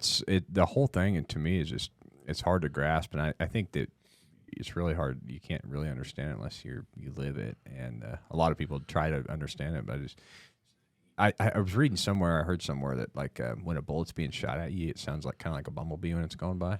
Yeah. Any truth to that? Kind of like a buzzing sound. It whizzes by. Yeah. It does, yeah. I've heard, like, I've heard guns being shot in my direction, and it's got a whole different crack when you're at the other end of the barrel. So I've heard that, but never had one close enough to, like, kind of hear it buzzing by or whizzing by. I heard it. I heard it very fast in the deployment. So this is probably the first. We'd probably been there a week, and we're going out on our first big patrol. We're patrolling this whole valley, and last village of the day we come up to. So we've. It's natural. You shouldn't, but you're kind of complacent at this point. You're ready to get back. You're worn out, and shit hits the fan just like that. We had a dude. he got shot through the ass cheeks. I guess that's a good place to get shot. So we're a week in, and we got a guy shot, and where we had to cross, we were kind of in the low ground, and I'm up on the gun on the truck, and all of a sudden, tink, tink, tink, rounds are hitting the chicken plates, and it's the movies get it right when you just freeze, and you're just like you can't move, and it happened to me for, it felt like a lifetime, but it was probably 5 or 6 seconds, where I'm just like, shit, like, you're just there. You're just there. It's not loud, nothing. And, all the guys down in the truck are yelling at me, fucking shoot him. And I'm just like, I'm just there. Pros, man. And then that was like, we might actually die here. Yeah. Like this is a weekend, and this is already happening. Yeah. And then I came to. Yeah. And it's like, okay, so all that went through your head right then and right there. Like, man. Yeah. I couldn't move. Yeah. Like time slowed. Hard to explain. Yeah. And then you're just there to, like, once you've been in that, now it's like, okay, I got a job to do. Go through it, get it out of the way. And I got to be good at it, because these guys also depend on that. Yeah, I mean, I think that you pretty much took like the job that I would say most people were the most scared about, carrying like a heavy machine gun where like, man, those guys that sit on top of Humvees with like in a 50 cal or whatever they're doing up there. It was a blast though. Yeah. And I like that 7 or 8 seconds cost me. I drove a lot after that. Yeah. And I took some shit over that. But I redeemed myself later on. But I was a good driver. They're like, well, you're a farm boy, so you know how to drive. So, and especially like the wheeling. And we're in these MATV trucks, 52-inch tires, C7 Caterpillars. Do those have like the rakes on the side like they got shielding on the sides of them, right? Well, we had cages on them. Okay. RPG cages. Oh, okay. They're just like these little mesh things. Keeps the RPG from hitting the vehicle, and it hits something first. Yeah. Okay. That's what that is. So, I mean, I compare the terrain a lot. Like, it was like driving one of these up and down ranch road. It's more up and down, up and down. We don't have trail maps. We're looking for IEDs. This is all new. We don't know, hey, is this car, is this friend or foe? Anytime I was a lead truck, I think my blood pressure was so high. I was a cardiologist nightmare. Yeah. A lot of those guys over there had that, right? Like high blood pressure. Oh, constantly. Just strung out, man, all constantly. And it, and that was pretty routine. They sent us, our battalion sent us out to do a lot. We did a lot, our platoon. We spent a week in the Chalk Valley. Those people were so out of touch with the rest of the world. They thought we were still the Russians there from the 80s. Oh, my gosh. What, like Afghani, like civilians or whatever they call them? Yeah. Wow. They were so out of touch with the rest of the world. And it was, and once they found out who we are, they were pretty cool with us. Which our last day there, we did end up finding an IED maker's like plant, his operation, which was pretty big. It pissed us off. Nobody told us about it because they were nice to us. And they knew what we were looking for. Two-faced. But they fed us. They were, and we talk about this, the stomach problems. And I think about back to eating over there. Man. And I think their produce was all, you talk about all organic. Yeah, it's probably good food over there. Their chicken and rice was amazing. Yeah. Their was the best watermelon I've ever had. Yeah. Yeah, they don't have all the preservatives and the money-making marketing bullshit that we do here. And it's and then like naturally, it's like, do those people have stomach problems eating that? Like they don't have any chemicals, any. Yeah, but when you first said that, what came to my mind is like poisoning people, man. Like that was the first thing I thought of. Like, man, you're eating over there, and this guy's two-faced enough to let a IED maker. We wanted real food. We were taking our chances with that. Yeah, I bet. What do you when you're not eating that? What are you eating? Like MRE garbage over there? Yeah, so like when we were in Chalk, it was what we had in our rucksacks. Yeah, which is probably completely full of preservatives. And it's, you know, the MREs, they gave us some other weirdo kind of MRE. I forgot what they're called, but like it's got one of the mini cans of Chef Boyardee in it. Oh, dude. And it's like, wow, you know, we have we have to operate at peak performance. And you're living on garbage. You know, when you're eating garbage, and now like it's crazy to think like, okay, I'm gonna lift heavy in the morning, so I gotta eat right tonight. But yet we could, you know, when you're 20 years old and in full of adrenaline, such good shape over there, it's like the things we did on the crappy food. We were all dehydrated. Yeah. I mean that. There's something to be said about that too. Kind of the lifestyle you get used to. Yeah. And it became the norm. Yeah. We knew what we had to do. We knew what the conditions were. Did we like it? No. Did we bitch about it? No, we just did it. Yeah. Yeah, man. That's that. I don't know. It's wild. It's the whole thing to me. It's like you put.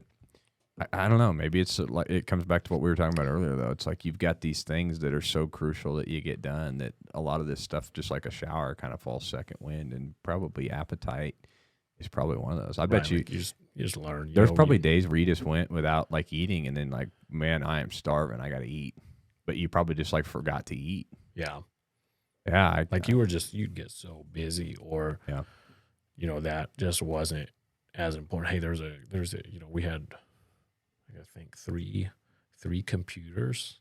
The internet worked part of the time. Yeah. So if you know, midnight, 1 a.m., everybody's sleeping, run over there, make a quick Skype call home real quick. You know, that was worth sacrificing a little sleep over, which we didn't get very much of. For sure. There was a lot of nights I remember, you know, my sleep schedule was you know, like midnight to 4 a.m. Yeah. 4.5 hours somewhere. And that was it. And it was right back to it. Yeah. And you just think like, wow, what we put our bodies through, like, yeah. That's why they get you young. Yeah. You know, they get you right out of high school, man. And I don't know if you could do it any other way, to be honest. No. Just like they get a lot of these young kids, and until you're probably like mid-30s, I say you're doing pretty good if you can.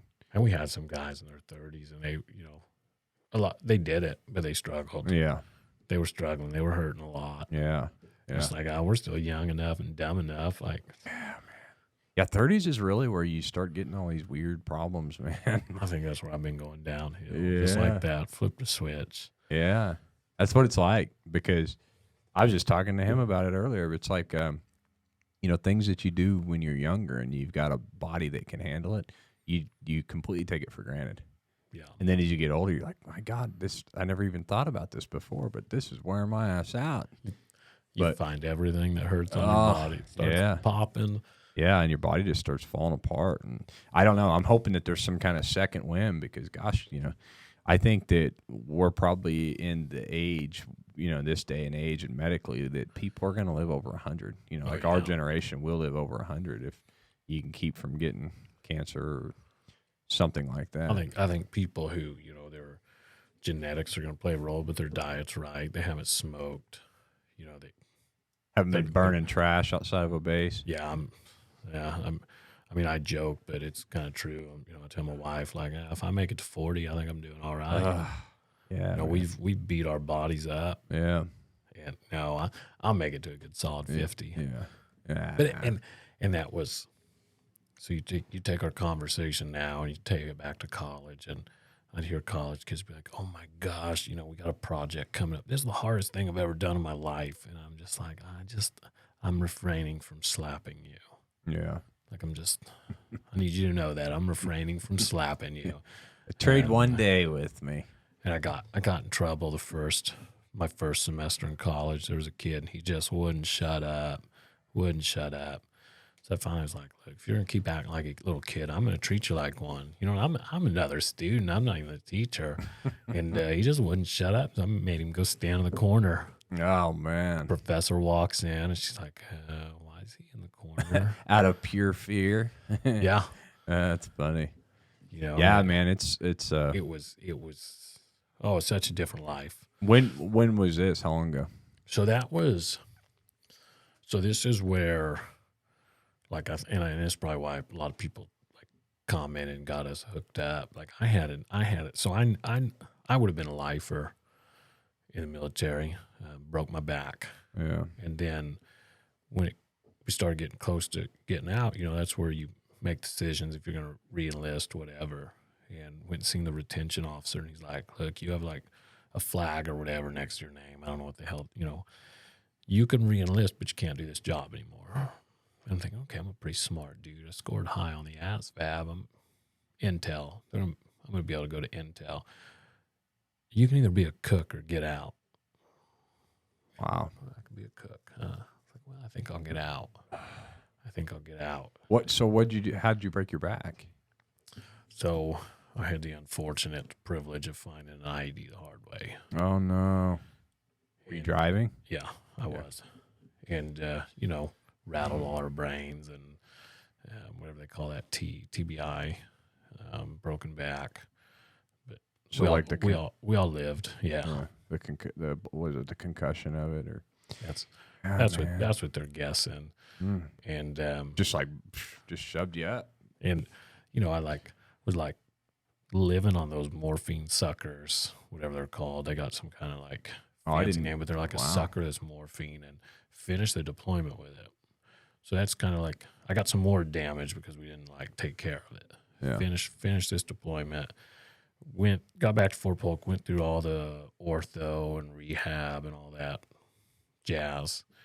And that's when I found out, I can get out or be a cook. And I'm like, well, I feel pretty decent. I know I can never do this job. I understand that, but I'm like, I'm a pretty smart dude. And he's like, well, Iraq's done, so we're down. The Army's downsizing. So you can get out. So you go through all that, put your body through that, and then they offer you a cooking position. Yeah. That was the only thing that was open. So I'm like, okay, I'm going to get out. Yeah. I got my GI Bill, but I didn't know what I wanted to do. What year was this? So this would have been beginning of 2013. So I'm like, all right, I'm just going to go to college. I guess that's what you got to do. And I did a semester, and I was good at it, all A's first semester, but I'm like, this isn't me. So I do another semester of college. Yeah. I'm already enrolled. I'm using my GI Bill. I'm getting my housing allowance. It was fucking cush compared to what that's why I went back. I'd say that's honestly probably the only reason I went back and did that second semester. Now, one thing I've always, since I was a little kid, I've loved semi-trucks. I love semi-trucks. So I'm in college. I'm not happy.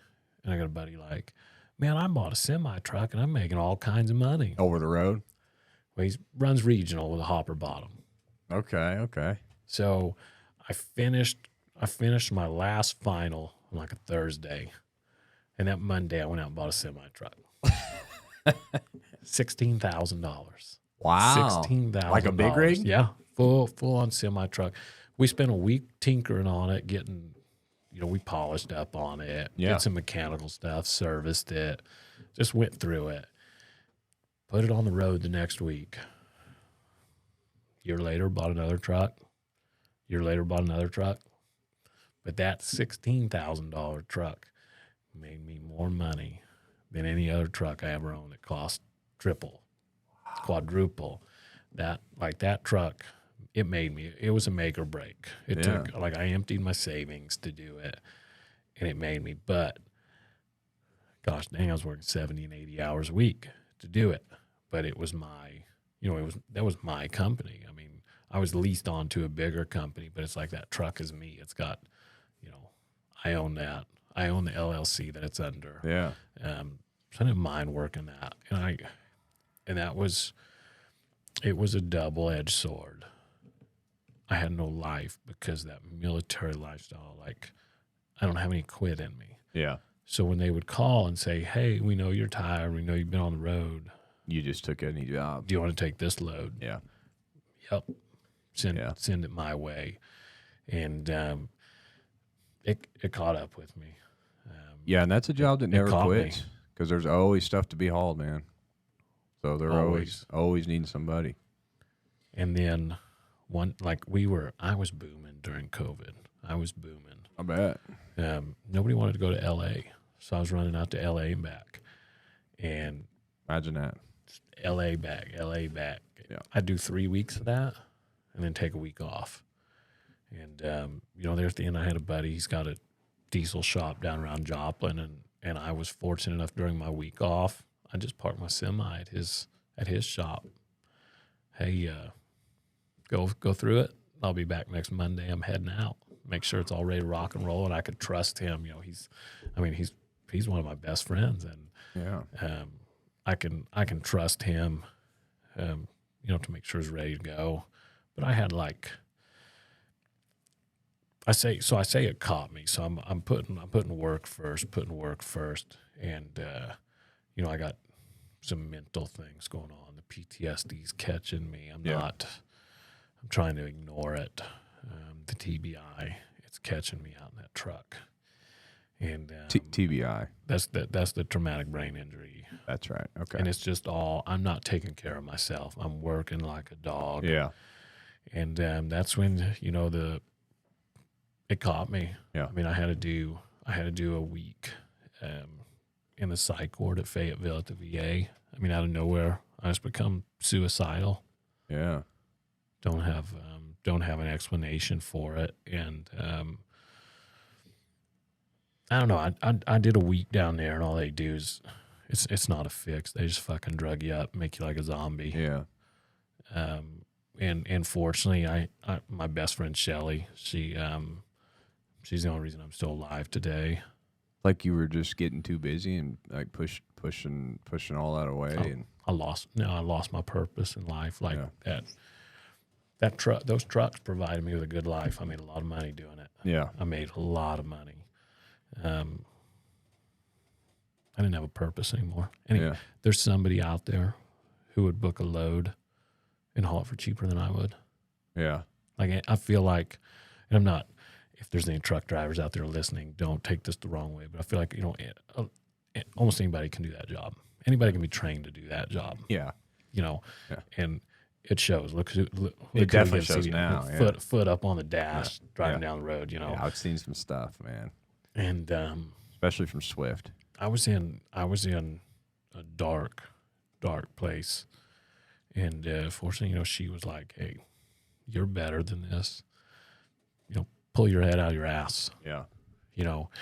And one day I decided like I got to do something different. That's when you thought teaching. Or is this? So I'm like, how do I make a difference? How can I make a difference? I went and shadowed one of my old teachers. Wow. And like that taught you? I was ornery as hell growing up. Mm-hmm. I would not have wanted to have me in class. Yeah. I'll give it to you that way. And I loved it, and I got to talking to her about it. She's like, what grade did she teach when she taught you? High school. Okay. She's like, this doesn't surprise me one bit. And I'm like, I hated being here. Yeah. She's like, yeah, but she's like, you just know the ones. She's like, when you've done this as long as I have, you just know the ones. So I, called my, kind of had fallen out with the guy I was leased on to at the time anyways. We kind of had fallen out. So I'm like, this is perfect timing.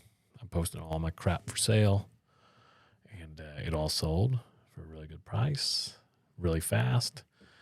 So I'm like, I'm gonna apply at Missouri State. I think I'm gonna go to Missouri State. Got accepted and everything, and I'm like, gosh dang, this is a big school. I don't like people. Like, when was I that? like, What I year? like kids. So this was 2018. Okay. So there, we'll just go year by year here. Sure. So 2018. So then I'm like, I don't want to go to school. I don't like this many people. So I applied at Evangel, and they accepted me. But then I had to go meet the education department, and I'm like, hey, I have sleeve tattoos, and I'm a pretty big guy, bearded, everything. Like, can I teach? Can I be a teacher? And they're like, well, yeah, yeah, that. So I went and met him, and of course, like I stick out like a sore thumb at Evangel University. I bet you do. I stick out like a sore thumb. Yeah.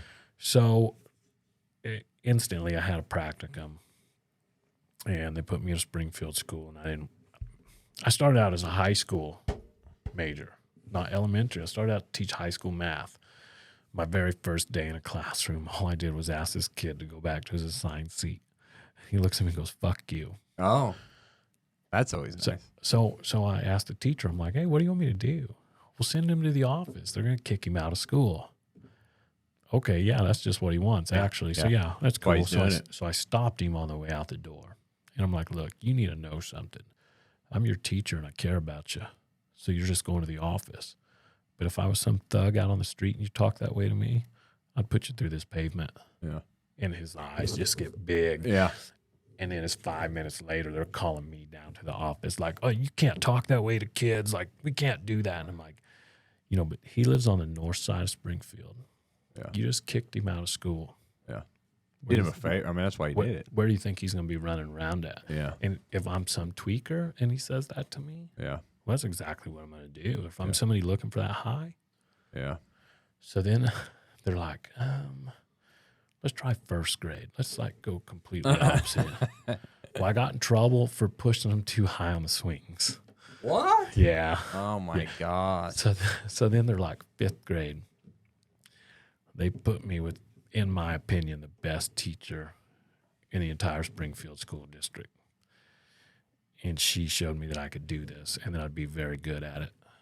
She showed me like you're not like every other teacher and you need to use that to your advantage. Like you bring so much to the table. So you need to do that. And I learned more in that semester from her than any other semester. She was awesome. She's the reason I think I'm going to be successful in doing this. And what grade was that? Fifth grade. Fifth grade. Fifth Is that grade what you're teaching now? So I have sixth grade. Okay. And so I love the middle school age. They're smelly, they're stinky, they're weird. Yeah. But I love them. Yeah. And so sixth grade too, you're doing, like classes in between, So right? I have students every hour. Or I have something? social studies. Yeah. So sixth grade with one block of eighth grade. And I love my eighth graders too. My eighth grade class is phenomenal. They're top notch. Yeah. All my sixth graders, this is middle school's new to them. So I get to teach them how to be responsible. Yeah. But so she like instilled that on me. Do my second year, I do third grade. And I'm like, okay, that's where I learned. That's as low as I could ever go. Yeah. Because you can still teach them. They're they can be independent a little bit. Yeah. Like, if I take my eye off them for 10 seconds, they'll be fine. Then COVID happened. And then they're like, we got to wear masks in school. We're going to be doing virtual. And I'm like, This is small town? no, so this is an Evangel. Oh, So I'm still a student. Gotcha. So I'm like, yeah, fuck that. I'm going back to what I know. And I bought another truck and went trucking. Because I'm like, I'm not doing. Like, This is 2019, right? Yeah. So this 2020. Like, 2020. Okay. So like, I was like, I'm not doing that. Mm-hmm. So I bought another truck. Buddy, he's got a stainless steel reefer sitting like this fancy trailer. I built a show truck, so I'm gonna look cool going down the road. So like that show, you might have seen it back in the day. Trick My Truck, Chrome Shop Mafia. It was kind of like a Pimp My Ride show. They did semis. Like that's where we bought all our parts from, was them, and we built this pretty badass looking ride. And once again, I just got back on the LA kick. Going back and forth. So I'd haul like Tyson chicken out there. Yeah. And nobody wanted to go to LA, especially at that time.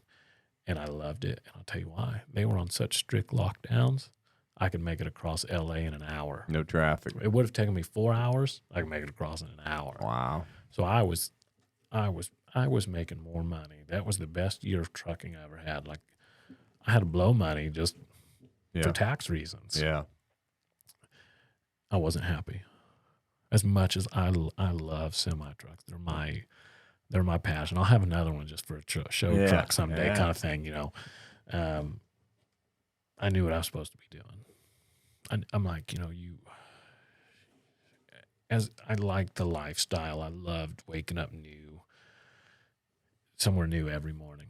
Yeah. You know, out on the highway. If I got tired, I just stop on a ramp, go to bed for a while. I Yeah. loved that life. It appealed to me. I'm a young single guy. I loved it. You know, like this is all the freedom in the world, but I knew what I was supposed to be doing. And it's a huge pay cut to go teach, but I found my purpose again, and everybody around me could tell when I did. Wow. And that's, so many guys fail to find that when they get out. Man, I think honestly, like a lot of people go through life and they know that they're not really happy with what they're doing. They just kind of They're comfortable. Yeah, they don't want to lose the money, or they don't want to lose the security. Or I mean, I was kind of in that boat for a long time, and I don't know. I still don't know a lot of days what like I want to do. See, I go work every day. I love it. Yeah, I know. I don't have to be there. Like I'm there, and I get 50 minutes a day in each one of those kids' lives to make a difference. Yeah. To teach them something. It might not be a damn thing about history. It might just remember to bring their notebook to class, but they're going to remember to be prepared. Yeah. Like that's what they learn. That's what they're learning for this week. You know, like he might not be grasping what's in that textbook, but he's going to know how to be responsible. Yeah. Yeah, I mean, life lessons to me are so much more important than book stuff anyway. And there's not enough good teachers that are doing it. And I love it. I do. I'm back to like this is what I'm supposed to be doing, and I wouldn't have it any other way. As much as I could say, you know, I wish I could, you know, I'd be like 6 years from retirement in the military. You know, That's crazy. I've got to. I think I did the math in my head. I've got to teach for 26 more. Wow. Yeah. Yeah. And I wouldn't trade it. Yeah. You know, and especially now the way, you know, our military's going, like I'm glad. I think I could have done without a broken back, but I'm glad things worked out the way they did. And you have to see, you got to find the good. It's not going to find you. You got to do it. Yeah. I mean, and you got to, I don't know, with anything, it's like you got to love what you're doing, because if you don't, you're going to be miserable, and you're not going to do that good of a job. Exactly. And you kind of owe it to wherever you're working to do a good job. And that's ultimately kind of where I was getting to. But I don't know. At some point, too, you've got responsibilities, and that's what makes our country so tough, is because it's like you've got to put in so much time just to get by. And you get a taste of that dollar. Yeah. I don't want to give it up. And I didn't. Yeah. I didn't want to give up that money. Yeah. But it has all worked out. We're doing, you know, my wife's a school nurse, so we both work in public education. So, you know, you can. Oh, that's cool too, because you're off the same days. Yeah, so you can take a wild guess what we make, and we're doing just fine. Yeah. You know, and we wouldn't have it any other way. Yeah. You know, kids love going to the nurse.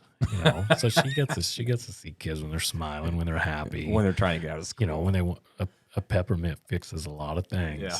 Yeah. Man, that brings me back. I remember in school, back when I was in school, the thermometer they had was those little deals you put under your tongue. Man, you just suck on one of them things, and it's going to heat it up. And I used to do that all the time to get out of school. I hated school, man. I would do anything to get out of there. And so, yeah, I definitely took a lot of trips to the nurse, that's for sure. But they caught on pretty quick, I think. They finally figured you out. Yeah, yeah. But no, I could definitely see that, because the nurse, too, is like kind of getting out of class for a while. So come down there and hang out. Right. Usually the nurse is really nice. It's a comfy chair to lay on or sit in. Like, yeah, usually it's like they dim the lights and let you lay down for a few minutes, then go back to class. So, yeah. Right, and they know. Yeah. Nurses know what battles to pick and what not. Lay down there and take a nap for a minute, then we'll send you back. And I don't know. You know, I had a high school, my welding teacher. He's the reason I finished school. And I think about, like, why did I like him so much? And it's not because he let me chew in class, but it also is. So several years, it's been a couple years ago when I knew I was going into education. I'm like, why did you knew we were in our welding booths chewing tobacco and you never got on to us. And he's like, yeah, you're right. It's a school rule. He's like, I probably should have. But you were at school. You were doing what you were supposed to be.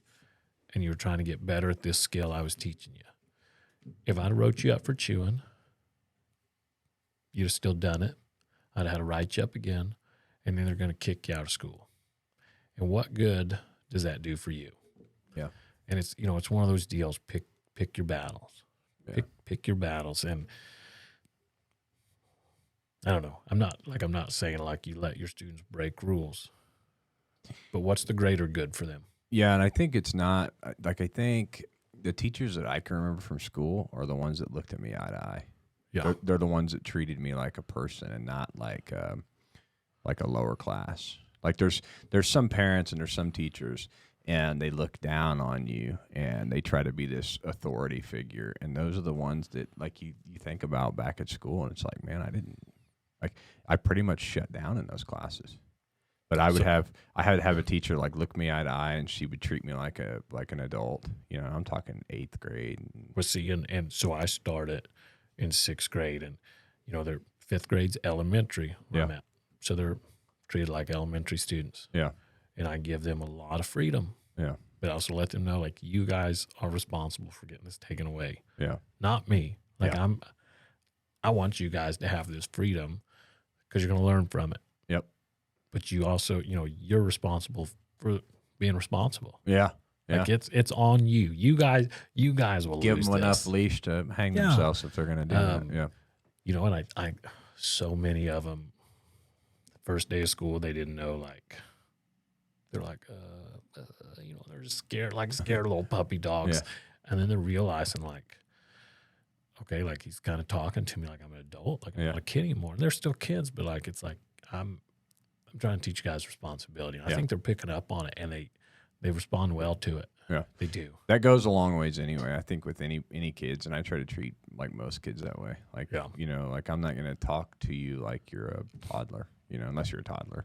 But like kids that are getting into their, their early to preteens and things like that, man, they don't want to be talked down to. Or, I mean, kids at that age are kind of getting it in their mind that it's like, well, if this person treats me this way, then I'm not going to have anything to do with them. They kind of shut down. He wants me to do all this, but talk down to me. Yeah, yeah. Just kind of shut down and ignore it. And so, no, I try, and I think back on my time in school, man, that's how, like, a lot of teachers back then, like, that's how they taught. It was like this, I don't know if it's discipline or what it is back then, but it was just a different feel. I mean, I don't know exactly how the schools are today because I'm, not in school, but I can remember those types of teachers I just shut down. Yeah. Like, oh, you're going to treat me like that. Well, here's how I'm going to treat you. I'm just not going to do anything. Right. And there's nothing you can do about that. Then because you're not going to do anything, your grades piss poor. And then, and then they're like. Yeah, you said earlier that you weren't that great of a student. You were, a B student or something, man. And if I got a B, I was like, I was on cloud 9. Like a B is probably the best grade I ever got. I got an A one time, but I cheated on this test. I never studied. I never opened a book. And, yeah. And, and in college, I held myself to a high standard. Yeah. And, I actually remember this. You cared more probably in college, right? I remembered it was snowing out, freezing my ass off in a guard tower. And I said, if I ever go back to college, I will never piss and moan about studying in a climate-controlled library. Yeah. Where I also know there's going to be women walking around, I mean, it was, college was easy. They tell you what exactly you need to do, and you have one responsibility: do it. Yeah, I mean, well, once you kind of waited till you were probably more mature, and you realized that the grass isn't greener on the other side, and you're there to spend the money wisely, your college money. This kid, he's like, you only do all your homework because you're old. Yeah, yeah. I'm about to slap you. Yeah, you probably hit not too far from home, though. Right. Because, I mean, I was the old guy. Yeah. I was. Yeah, man. And I was 28 years old when I went back to school, and it's just like, to me, like I was in the best shape of my life, 18, 19, 20, 21. But, like, I was in my prime, like, 28, 29, 30. I was, I'm like, well, I feel good, you know. I still look pretty good, you know. Like I've got my beard's way better than it's ever been, you know. Filled in. Discovered beard oil and all this stuff, you know, and I don't know, you know, like it's just like I don't. And then they're like, "You're the old guy." And I'm like, "Oh my gosh!" Like, you know, these were they were little kids when I was deploying. Yeah. And that was a hard one to swallow. It that was is, a hard man. pill to swallow. And I'm not very old, but it's wild when you go places and you see the person's age. You know, like somebody in front of you, or you know, when I quit getting carded for alcohol was kind of a crazy thing listen, too. You turn around and then you turn back around and card me. Yeah. And, like, because it says right on the thing if the person looks over 40. And I'm like, if I look over 40, man, I am not doing good. I wanted to be that 40-year-old that looked like he was, you know, 30. I'm finding gray hairs popping up in my beard, and I'm like, oh my gosh, it's happening. Like, yeah, it's wild, man. It's happening, and I'm not ready for it. I'm not, Yeah. you know. But no, we stay, you know, we stay active. You guys have any kids? No, so we're trying. Yeah. I'm nervous to raise. I'm nervous to raise kids in today's world. Like if I have a daughter, I'm so scared. You know, she'd have me whipped, but like, I don't. Yeah. I'm not scared to go to prison if you give me a reason. No, you know, like, but I mean, for real, like you follow, like some dude wants to identify as this, and you follow my girl, you know, my 7-year-old daughter. Oh yeah, in a bathroom. You mean, okay, yeah, I got what you're saying. Like yeah. Yeah, you're not talking like boyfriends. You're talking like weirdos. like, you know, like a predator. Yeah. You follow her in that bathroom, and yeah, it's tough, So man. it is. like I'm in a perfect world. We'd have a boy, and about 3 years later, a girl, and that'd be perfect. Yeah. But I used to think like the same thing. Like, you know, I always wanted a boy first. Thankfully, it worked out for me. You know, Connor's. I'm already like, okay, she's, you know, we're gonna teach her archery, and she's gonna go to jujitsu, and you know, I'm gonna teach her all about guns, and like. Well, you might be surprised at what she wants. You know, with Clara, man, Clara came out, and yeah, she's all girl. Like she's, you know. Does she like the Jeep stuff? Yeah, I mean, to an she extent, puts up with it. Yeah, you know, but like she would rather be running around picking flowers in her dress. Like when we go out wheeling, that's what she does. She gets out and gets the pretty flowers and plays in the creek and stuff like that. So she's definitely the girl. She doesn't, you know, we shoot a lot of guns. She has no desire to do that. And like I'm of the, you know, like I'll just, you know, do whatever you want to do. Yeah. We took her ice skating one time. She was like a natural at it. So, you know, she liked to do that. But no, there's really never anything where it's like, you know, Connor doesn't really do feminine things and Claire doesn't really do masculine things. And I'm okay with that.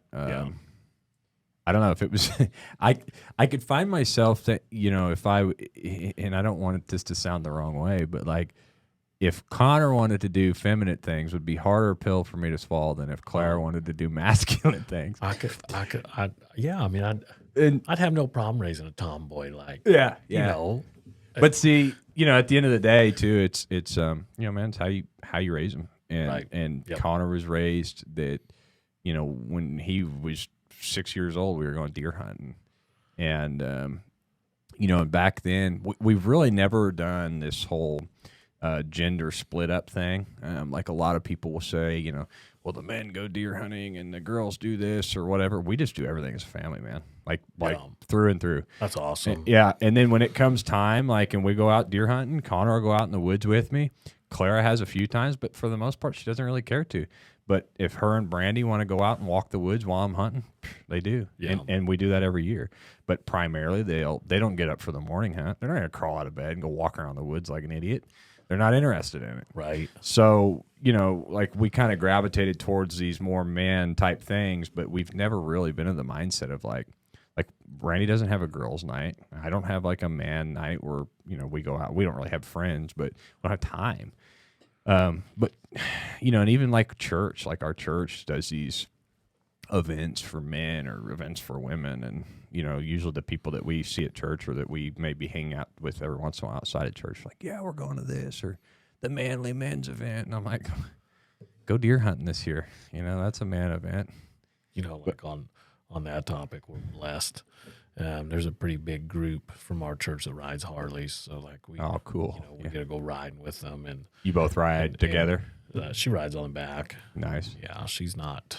Doesn't care to have anything to prove on a bike? Or? No, she wants one of them like Can-Am 3-wheeler things. Those are cool. Yeah. Spider, right? I think they're Spider. Yeah, they make a smaller version of a Riker. Oh, so I've it's never seen it. So it's a smaller version of it. But she is, Sydney, I love you, but she is not coordinated enough to ride her own 2-wheeler.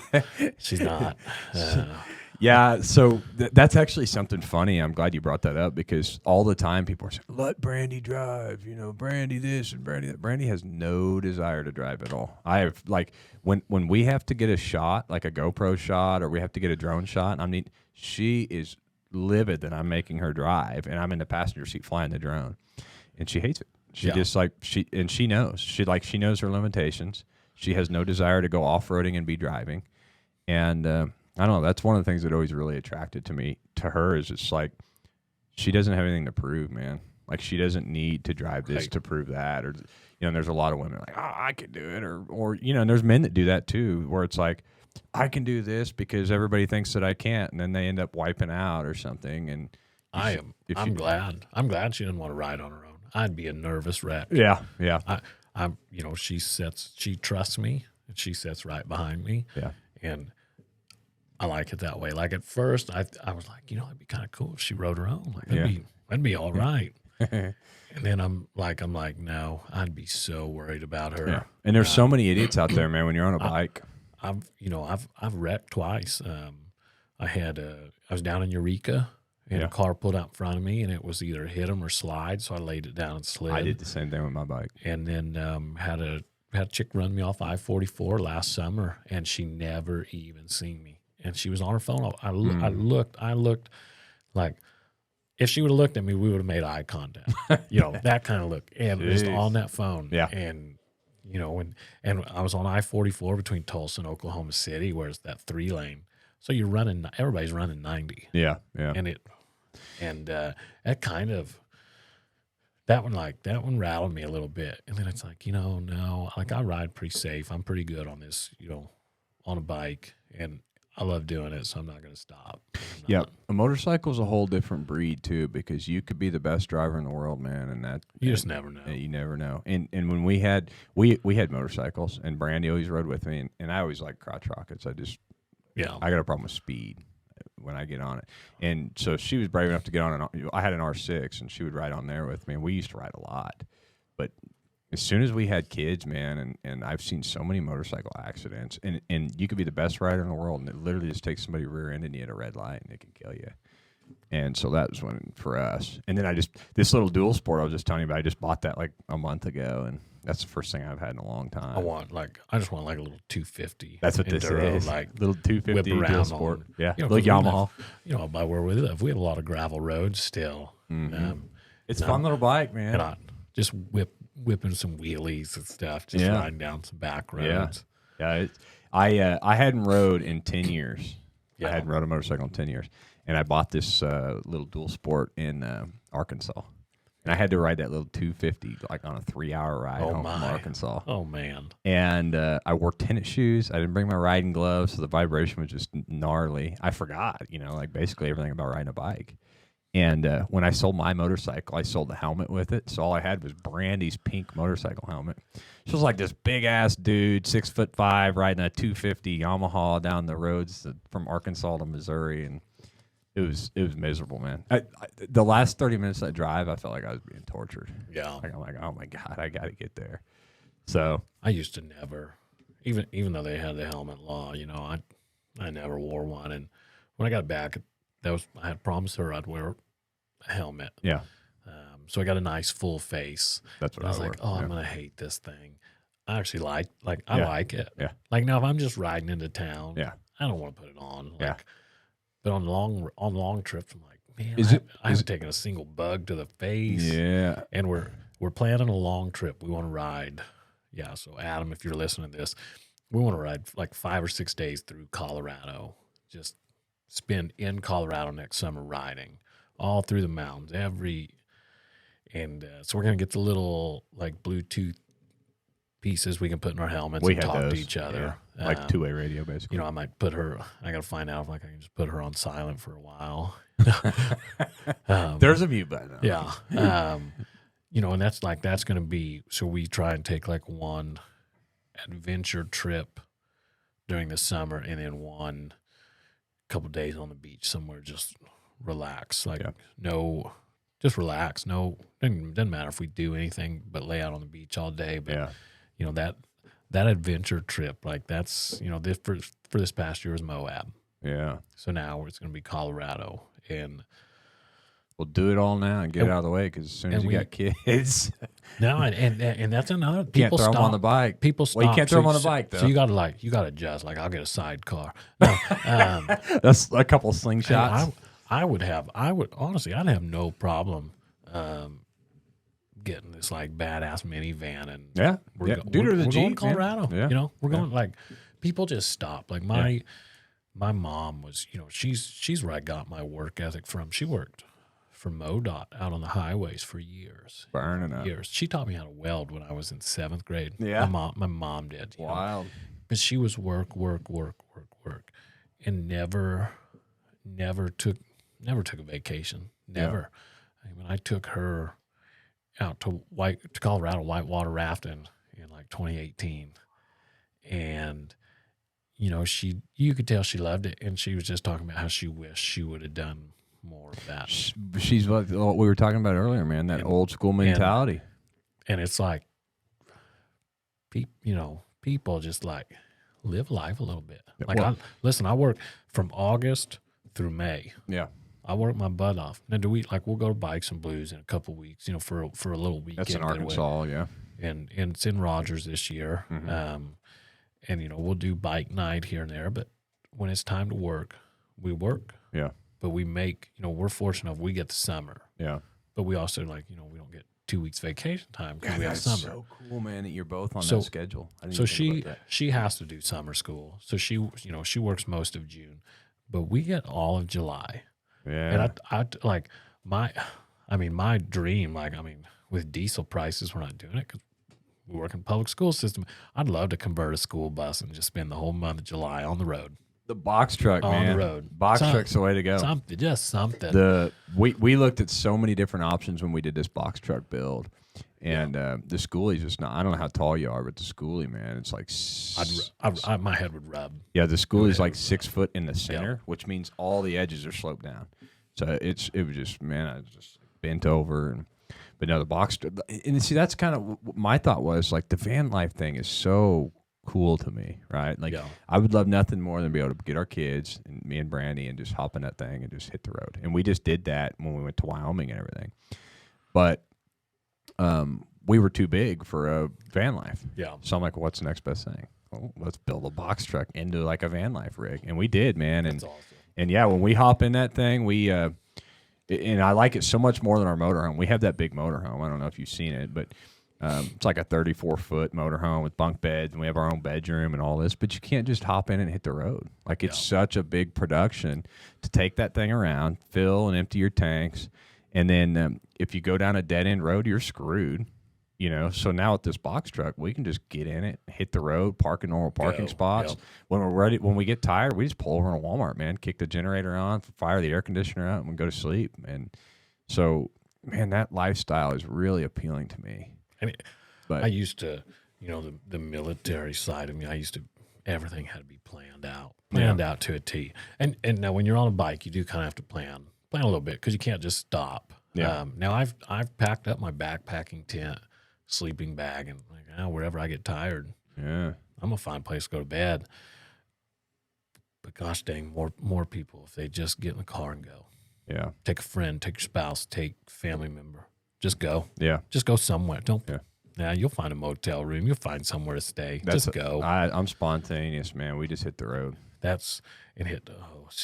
Sydney, she's learning, like, she's seeing the benefit of it. It still stresses her out a little bit. And not plan? Yeah. Yeah. I hate planning. You know, but it's just like, let's just go. Let's just go. And It does it does my mental health good. Yeah, dude. It's good. It's good to Like get away, man. during the summer, I love my students. I love them. Yeah, I do, and I hope they're all having fun over summer. But like, I need that reset away, for sure. you know. And that's why we try and do one. Like Moab was so fun, Yeah, but I was worn out at the end of that week. ready to go home. Drove 1,000 miles there, wheeled hard. Yeah, All we had, we fought breakdown after breakdown. yeah, Not so much mine, other Jeeps.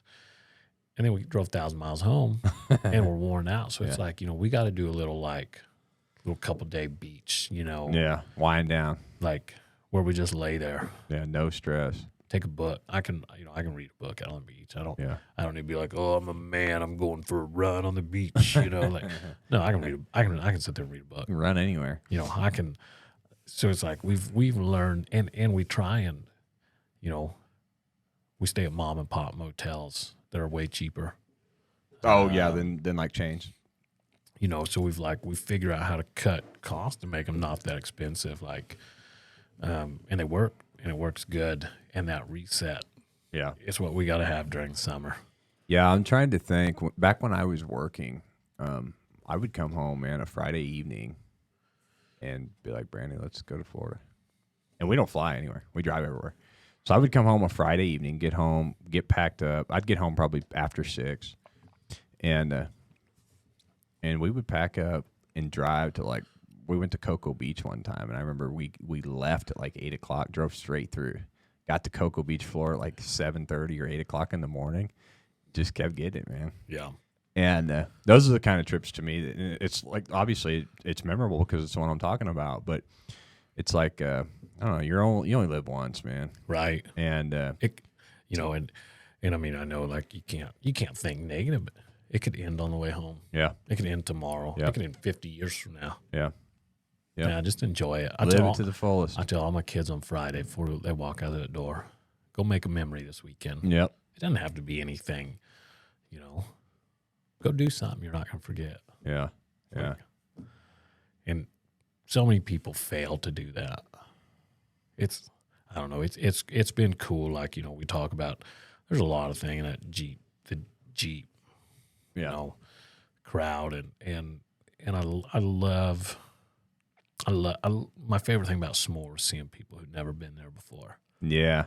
And then when they do, when you guide them on something they think they can't do, That is pretty cool, man. the smile on their face. I took a kid up the hard side. I don't remember what it was. It was the hard side of something. He's like 7 or 8 years old. We harnessed him in my Jeep. We went up the hard side of this, and a 5 or a 6? It was a 5. 5. And I missed the line, and we went up a tree. And we're staring at the sky, and he just looks over, like he gives me this look like, and I'm like, hey, we just drove up a tree, and he's just like, oh my gosh, but the look, and everybody got it on video, and sent it to his mom, so just the look on his face, I won't ever forget that, and I know he's not ever gonna forget that, and it's just. Imagine how many times he's probably told that story. Right. Yeah. There we were. I was in this monster, to him it's probably a monster truck, Yeah. But I love seeing new people do that. It's one of my favorite things. Yeah. And I love when I get to teach. That's the teacher in me. It is, when I get to teach them, hey, I'm going to spot you. This is how you need to, do this. I love it. Yeah. Yeah, there's definitely something to be said about that. There's something about and I think everybody can like aspires to teach somebody something, and kids really help you a lot with that because it's like you got to kind of pass down everything you know to them. Yeah. So and kids are ornery. They are. Mm-hmm. That's what makes them great. Mm-hmm. What makes them the greatest. Kids are innocent. They're pure, man. Yeah. They're innocent, and they want to learn. Yeah. They want to learn. I hate bringing it back to things that are negative about stuff, but it's like that's like what we just talked about, kids being innocent, pure. Like a kid isn't born racist. A kid's not born thinking things that we think. That's corruption in our society that makes people think the way that they do. So like all this indoctrination of kids and cartoons and on TV and all this crazy stuff, like they don't think that way. Yeah. They're not thinking negatively about people naturally. All this, their racism and this gender stuff and this gay stuff and all this stuff is what we as a society are putting in their heads. If everybody would leave all that alone and just let kids be kids and kind of make up their own minds about things that they want to do, there wouldn't be all this division. So here's the beauty. Here's the beauty in social studies. It's a reading-based class. So what my main job is, I'm teaching them social studies in 6th grade, but my main job is to teach them how to pull information like out of their book, like how to do their own research. That's what I get to do. So I get to teach them social studies, but I get to teach them how to start finding the information themselves. Sure. They will never know where I stand politically. Never. It's not their business, as it should be. They shouldn't. They're 12 years old. Yeah. But what I get to teach them to do, and not so much on like these political topics, whether you like Trump, whether you don't like Trump. I got to teach them how to think for themselves. I got to teach them how to do research, and hopefully they will carry that on. Yeah. Then they get to think for themselves, like whether it be, hey, Fox News said that. No, that's not right. I've done research. Hey, CNN says this. And it's like, that's not right. I know how to find like the truth in this. Yeah. So I'm hoping like just to get them to think for themselves. You know what's muckied that water up so much? It's not that what you're saying or what you're doing or what you're thinking is political. It's the fact that common sense and normal things have been politicized. Yep.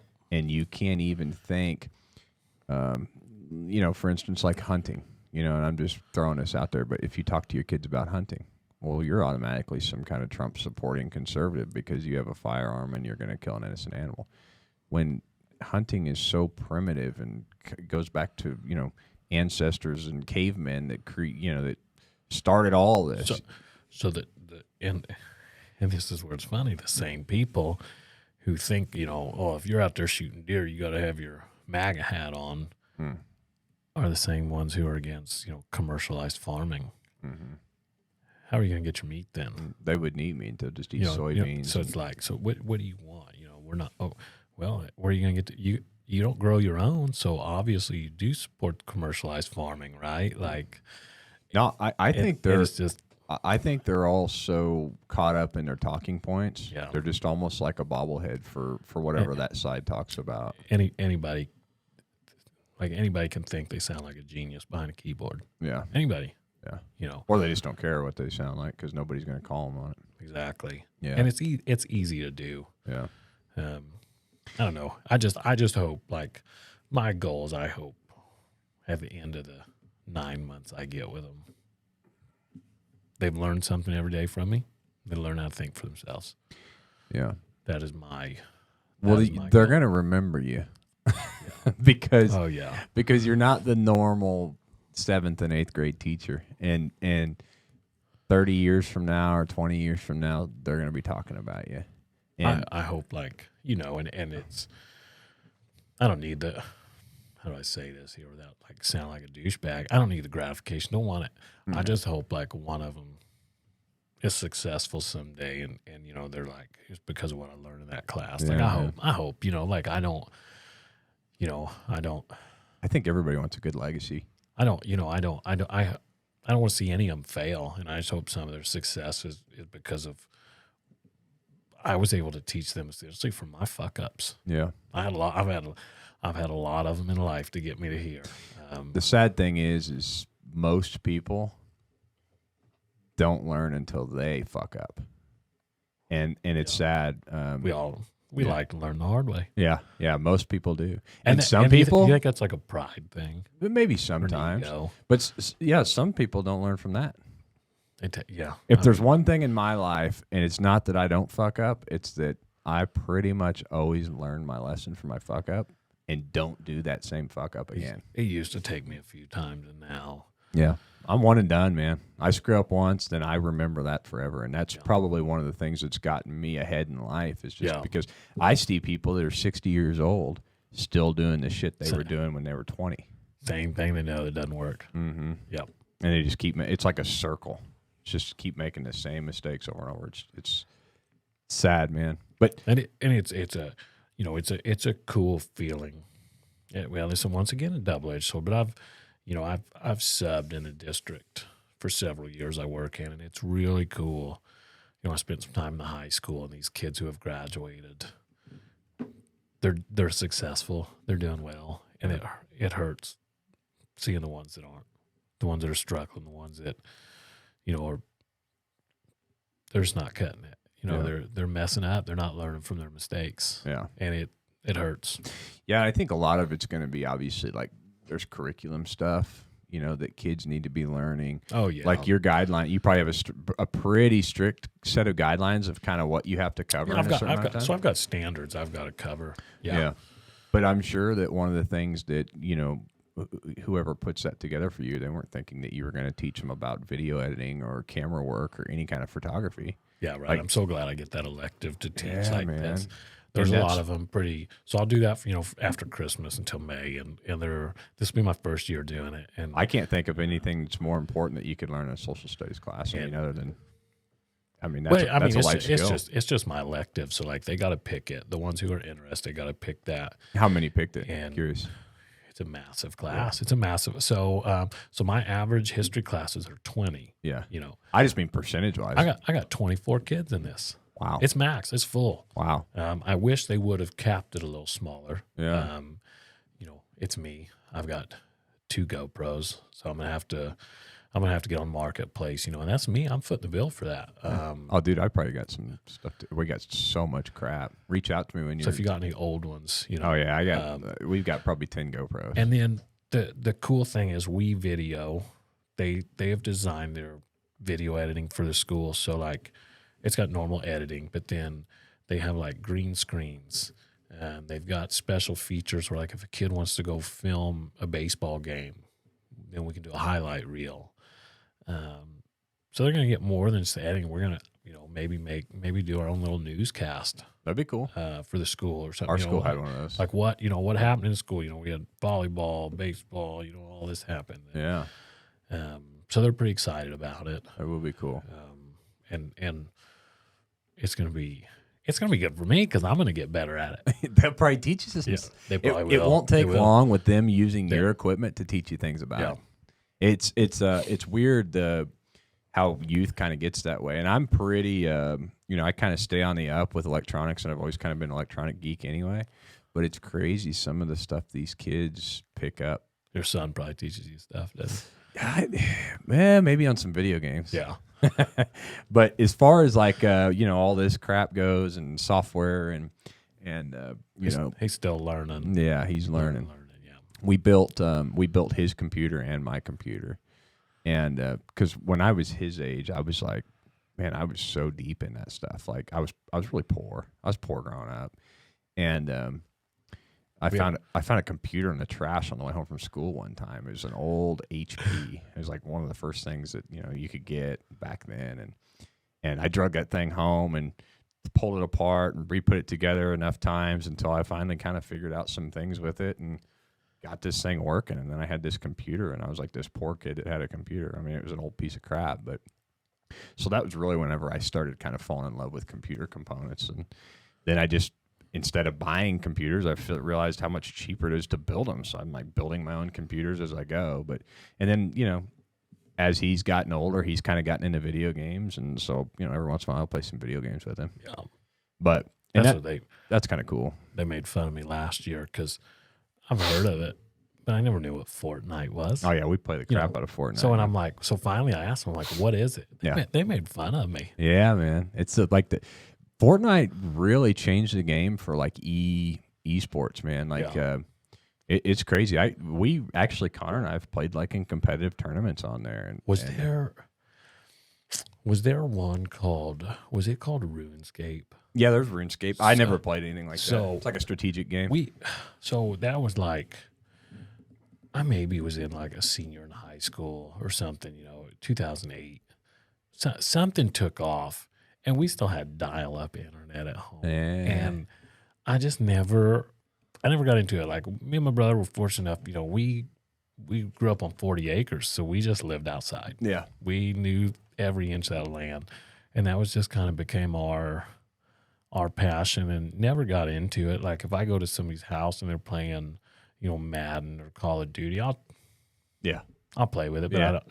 Play a little arcade. I don't spend money on it. Yeah. Yeah. Bows are expensive, Harley parts are expensive, Jeep parts are expensive. Got enough Yeah. toys to Yeah. look after. Yeah. Yeah, I know the feeling. Yeah, I definitely think video games kind of fill a void for us in the winter. Yeah. When it's snowing outside or you can't get outside or it gets dark so freaking early. It's like, okay, let's go inside and play a game or two of Fortnite. I hate it when it gets dark at 6 o'clock. We do too. And I it gets hate it. bright so early. It's such a waste. I hate it. I'm like, oh my gosh. Yeah. Yeah, we do too, man. You're driving home in the dark and, or I don't know, you guys get out a little bit earlier, but. If I stay after to grade papers or something, Yeah, like it's dark. Yeah. 5:30, and I'm like, oh my gosh, the sun's setting. Like it's, Yeah. my 12-minute drive home is going to be dark by the time we get Yeah, home. and you can't get anything done at home. Yeah. I usually always spend an hour or two outside, or I used to whenever I was coming home from work. In the summertime, I'd go out and spend some time in the yard mowing and weed eating and all that kind of stuff. But in the winter, you're out of daylight. Right? And you're like ready for bed at 8 o'clock or something. Like, yeah. oh my gosh. Well, that's the other thing too, man. We've always been like night owls, so even now we don't go to bed till after midnight every night. No. Yes. See, we get up at like 4:40 to go to the gym every morning. Brandy gets up at 5:15 or something, so she's only getting like We are 5.5 hours of sleep. we're old at heart. Yeah. We could. I mean, me generally 9 o'clock. Cindy can be in bed at 8:30 and not think twice about it. Yeah. I just can't do it, man. I don't know. There's times where I'm so tired, like I just crash and I'll just fall asleep on the couch or something, like purely accidental. But yeah, I don't know. Something about it, man. I just don't even think about it. And I'm usually good on like 6 hours. Yeah. 6 hours of sleep, I'm ready to roll. If I get 8, I'm kind of groggy. Yeah, it's too much. It's Yeah. too much That's for me. how I Like feel. for me, it is. I know a lot of people they require that or they're cranky, but Yeah. like I don't know, 9 or 10. We get up 4:40. Get the coffee going. Yeah. I drink coffee at the gym. Like Yeah. I don't know. I just like coffee. Huh. I drink a lot. Brandy of it. drinks a lot of coffee, Yeah. like a pot a day probably. Yeah, we do. Big And she pot. just drinks black coffee, probably a pot a day. I used to. And you know what? I discovered that French vanilla creamer. I got this frother I stick in there and make it whip up. Yeah. And So I think the thing for it's her good. was calories for her, and then it's like she's like, okay, if I drink it plain, I can drink a lot of it. That's why we go to the gym. Yeah. And then it's like, if I drink a lot of it, I can drink it plain, and then I think she just kind of grew a taste for it because she got used to drinking it that way. But Yeah, I mean, I don't blame her. I used to. yeah, not me. I can't do it, man. I like my creamer. I like iced coffee with a lot of crap in it, and I'm sure it's horrible. Yeah. But I just recently quit drinking oat milk in there because somebody was telling Brandy, I think it was my sister was telling her that oat milk is something in oat milk is bad for your GI system or your guts. But I Googled it, and Google says no, it's good for you. It's probably good for it. Yeah. But they're kind of on the up and ups with all that health stuff, so I'm gonna give it a shot. I'm not, like I said, I'm not closed minded, man. So I used to pound energy drinks. oh, dude, I have a heart thing. Like I don't know what it is, but I drank a Red Bull the other day, and I kid you not, I was having like spike pains in my chest for 2 hours. Yeah, it'd be Red Bulls do that to me every time. I could drink the white sugar-free monsters. I could drink 2 or 3 of them in a day, and whatever. Like drink it casually like a soda. It's weird, man. It's weird. Like I literally hadn't had that pain in my chest like that since when we were building my house. Yeah. And when we were building my house, I was drinking Red Bull to keep energy up. Something in Red Bull, man, makes my heart something in there. It's weird, Gotta man. stay away from it. Yeah, I'll never drink one again. Well, After this it's- last one, and I figured out that the Red Bull was triggering whatever that is, I'm done. I'll never drink another one. I stay away from them now. Like I love them, but there's so many things on that can I can't pronounce. Yeah. And you can just tell it's chemical. So I Well, stay away from them. Yeah, what kind of being a light for me is I looked one up. I started looking up everything that was on the back of that can. And one of the things that was on the can is some kind of chemical. And I did a search for it, and it says that it narrows artery pathways. I'm like, what the? Who in the fuck would put this in their body? And then I'm thinking that maybe I've already got a narrow pathway in my heart, and that thing's narrowing it even more, and that's where these spike pains are coming from. But my heart rate would get up because I got an Apple Watch, so I'm sitting there checking it, and I'd have these spike pains, and my heart rate would spike up to like 114 while I'm sitting there, and then it would just drop back down to 70. Just from the Red Bull. Oh my! Yeah, just sitting there. Yeah, it was weird, man. And I figured this out like I think it was about a month ago. I drank one just kind of in passing, and I didn't think anything of it. Like, I drank the Red Bull, and I'm out there working on that box truck, and I'm like, man, what is that? I got this really sharp pain in my chest. So I kind of went on a little. I always pace when I'm in pain. Yeah. So I started pacing around a little bit, and it went away. And then boom, another one hit me. I'm like, And that's when I started doing a little research. Figured it out. And I'm like, you know what? I used to have these same chest pains when I was building the house. And then I started thinking about it. I was drinking Red Bulls when I was building that damn house to keep me awake. That's sure as shit, man. I haven't had one since. But that same time that I drank that Red Bull about a month ago and I had that, I lost vision in my left eye. Ooh. Yeah. For like 10 Getting seconds. ready to have a stroke or some shit. That's what it felt like, man. Yeah. I laughed about something. My brother was down, the one that bought my Jeep from me, and I told him, I said, I'm going to have to go in the house and just chill out for a little bit because that Red Bull was giving me chest pain. And we were in the house, and I was just sitting on the couch kind of trying to relax, and he said something, or I think we watched a little clip from that new Beavis and Butthead, and I got to laughing about it, and boom, went blind in my left eye. It was like this white thing just boom hit me, and everything was like really washed out, like somebody cranked the exposure up on my left eye. And I haven't had anything like that since that day. Well, and this is on a larger scale of that, but talk about, like you were talking earlier about useful things in school. Yeah. You don't take a nutrition class. Not one that's going to tell you not to drink something they're making a ton of money off of. Don't take exactly. Yeah. Exactly. Yeah. So it's like money runs our country, yes. man. Runs everything. I mean, I'm not a soda drinker, really. I like soda, but my God, that's about one of the worst things. Aside from like energy drinks, that's probably one of the other worst things you can put in your body. And these companies are just making money hand over fist on it, so it doesn't matter. And at the end of the day, people care, but they don't. Yeah. They care enough to say it publicly and throw a little bit of expendable change at it. But if it comes down to shutting your business and losing your entire income, they don't care that much. I think that's why a lot of medical stuff doesn't get treated. Yeah. Like I honestly think, man, there's cures for stuff. There is. There's cures for stuff. And I don't want to get off on too much of a tangent and sound like a conspiracy theorist, but this country is too money motivated to give up the treatments because of a cure. Cures don't make money. Cures don't make money. It's one and done. You cure something, that's it. There's no more recurring revenue after that. You get recurring revenue with these treatments. They don't really cure anything anymore. Have you noticed that? You go to the doctor, they don't really cure anything. It just helps. Yeah. Yeah. I mean, well, they treat you. And like the first, I'm glad they did. Like I went to the ER just in pain, my stomach. Yeah. Morphine. Let's just make you feel better. Yeah. Mm-hmm. Yeah, feel better. And here's their favorite thing. Their favorite thing is prescriptions, because what a prescription. It's kind of funny because prescription sounds like subscription, and that's exactly what it is. Yeah. You're subscribing to whatever they have to give you for as long as they want to give it to you. Well, what does that mean? That means money in the bank every month, man. So it's just like the business plan that these companies want you to be on. Everybody wants you to be on a subscription plan now. Like you can go on Amazon and buy whatever you want, and you pay a company per month or per 2 weeks, however you want to set it up, to buy something you can't afford. Oh, well, there's these companies that'll, what I'm talking about, right? Well, and this is probably a tangent we don't want to go down, but how many boosters are we going to keep needing?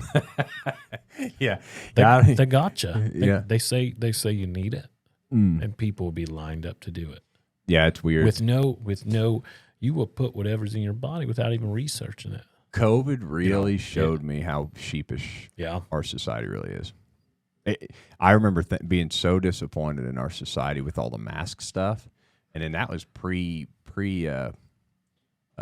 vaccination. Right. So when vaccine rolled around and people like couldn't wait to get jabbed on something that's really kind of probably experimental, there's no long-term testing on that yet. And how many years?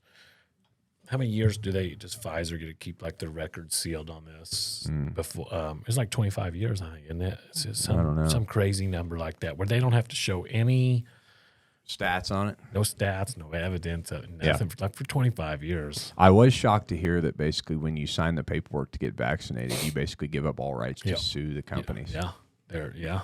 It's not something I'm going to put in my body, I'll tell you that. If you can't back your product for something you want me to inject in my body, I don't want no part of it. But, I mean, how could they? They haven't had near enough time to test it. Yeah. The people that have the shot are the testers. And that's what, instead of people realizing like this, why this is the best country on the face of the planet is, we have freedoms. I don't want it. I don't want to get injected. If you want to, hey, that's cool. Yeah. Like, I think that's cool that you want to. So you should probably think it's cool that I don't want to. You know why they can't? Because they have been brainwashed into thinking that if you don't, you're endangering somebody's life. Yep. And I'm so tired of this nonsense about if you don't do this, you don't care about your fellow American or your fellow human being. I'm so tired of that same old song, man. But it's like that with everything. You don't care about climate change? Well, you don't care about our kids. Yeah. You don't care about getting vaccinated? Well, you don't care about your neighbors. When you're painted out to be a villain in every decision you make, that's whenever you're on the brinks of a war, man. Right. And they try to paint you to be a villain in everything that you disagree with. Everything. Yeah.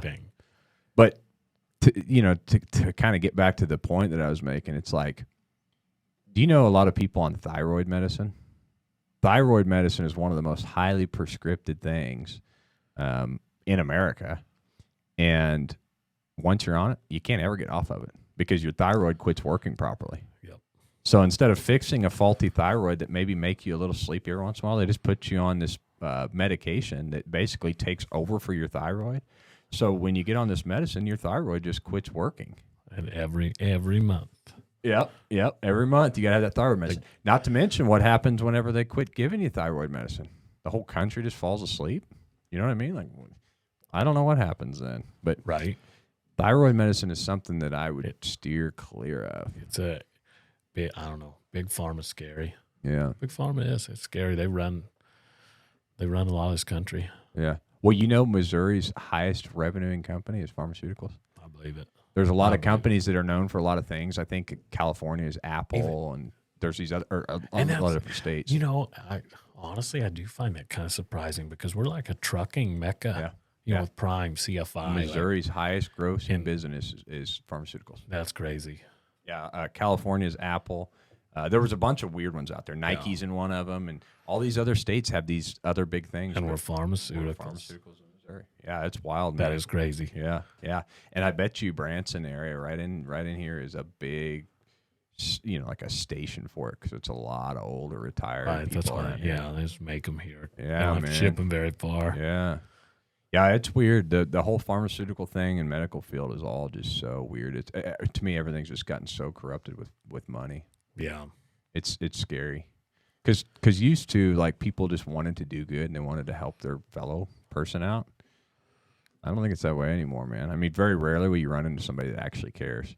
Like, and usually it's a small town doctor, and sometimes they're just ignorant. But sometimes they're like, "You don't need medicine for this. This is what's going on with you." And you're like, "Oh man, thank you." Or or it was, hey, you do know like a $3 bottle of ibuprofen. Take one or two of them, you'll be all right. Yeah. They're not all corrupt with the prescribe this and prescribe that. They didn't. I they think didn't buy into kickbacks. Yeah, whatever. And, yeah, I mean that to me that should be illegal. You shouldn't be able to get bonus based on prescriptions that you're signing or whatever because you should be prescribing what they need. You know how many things my mom fixed with a turtleneck and some Vicks vapor rub. Yeah. Like, it didn't matter how sick you were. She make you put that turtleneck on, rub Vicks on you. What's that movie? It's sweated out. It's an old movie. Michael J. Fox starred as a doctor, and I think it's called Doc Hollywood. Have you seen that? Oh my gosh, man. He goes to this he's like a big city doctor and like a heart surgeon or something crazy. And he crashes his car into this fence in a small town or something. And instead of paying for it, he's like, I can pay you, I can do any amount of the money and this and that. Well, the guy's fence that he hit was a judge, local judge. Judge says, no, I don't want your money, but we need a doctor right now. So he makes him stay there and be a doctor. I don't remember how long. But anyway, he ends up, the doctor that's already there is getting old and retiring, but he's trying to do all these medical procedures and surgeries and prescription medicine and all this. And he's got this kid that's coming in. He's going to do like open heart surgery on him. And I don't remember. The doctor says it's some kind of condition and gives him a can of Coke, and it like cures him.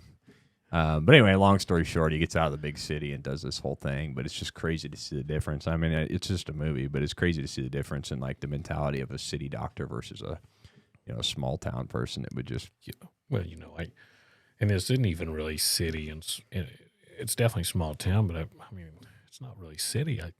I sat at the ER Saturday for 6 hours in Springfield. I watched them take crackhead after crackhead back. I sat there, went to Aurora, ER there, in a room in 5 minutes, and that doctor was top notch. You can just tell he gave a shit. You mean here you sat in Springfield? In Springfield's the ER. 6 hours. Springfield's getting big, man. I watched crackhead after crackhead, like just going back, and they are. I mean, and then finally, it was like, we're gonna try somewhere else, and small town. Yeah, it's small town. They're not packed, but they got us right in. And that doctor, he was concerned. Like he's, I've got this history, all the stomach stuff, and the care was top notch. Was this late in the evening? By the time we got to Aurora, it was 11 o'clock at night. Wow. So we were the only ones there. Like it was. So awesome. you were in like some pain. Oh yeah. Yeah, or else I wouldn't be at the ER. Like I couldn't function. Yeah. But yeah, that's just, I don't know, it's crazy. It's crazy how pharma, but medical in general. Yeah. It works. It is, man. It's I don't know, scary. I don't know the solution. There's a lot of issues out there, and I can find the issues, but I don't know the solutions. Right. So nobody wants to be the guy bringing all the issues to the table and not offering solutions. Right. There's some things where I'm thinking, well, here's a solution, but there's too much money involved for them to be interested in that solution. So, but no, I don't know, man. That's a tough cookie to crack there. Yeah. Tough nut to crack, I guess. I don't know. It never will be cracked now. Yeah. Well, there's too many people that have too much at stake. Exactly. To lose on it. And it's sad to think that the well-being of people is trumped by finances of others. Yeah. Yep. But that's just the way it is. And our government's kind of in bed with, insurance companies and pharmaceutical companies, and everything's paid for. But well, I want to kind of get, before we get too far along here, I mean, we're probably getting close to where we want to call this thing. I could probably sit here and talk forever and ever, but I kind of want to go back. You mentioned something, your time in the service, right? And you'd said something about a plane going down, right? Or a chopper maybe, right? Yeah. So, and just as much as you want to talk about, but the only instance that I can think, so there was that Mark Wahlberg movie where the chopper goes down. So that was Lone Survivor. That was, that was in like 04, 05, Afghanistan. Okay. Okay. So, yeah, so in 2011, Extortion 17. So like this was in July, and some of these guys. So this was a bird carrying a lot of SEAL Team 6 guys. So some of them were in on the Bin Laden raid that were on this bird. Wow. It's a Chinook, and crazy part is later I found out I knew, like from before the military service, the gunner on that. Oh man. On that bird. Met him a few times through mutual friends in Kansas City, just hanging out. And we didn't know, we didn't know who was on this bird or anything. and that was such a crazy night. They come in middle of the night. Hey, empty your rucksacks, fill them with body bags. And where were you at? So we were on our little outpost. Mm. They needed, we were close to that area. It was right by us, and you knew the tone. It was just like, fuck. Yeah. What happened? You knew it wasn't good. And they're like, you guys are close, go get them, kind of thing. And we ended up just pulling security, and rightfully so. Another a SEAL team, their brothers came in and were like, no, we're going to get them. And that was a hot area, so like rightfully so. That's what they were supposed to be doing. So we flew out there and pulled security that night for them, and we just made a big circle around them. Is what you do, a patrol base around them, and had all of our machine guns and everything set up. But that was that was like the largest.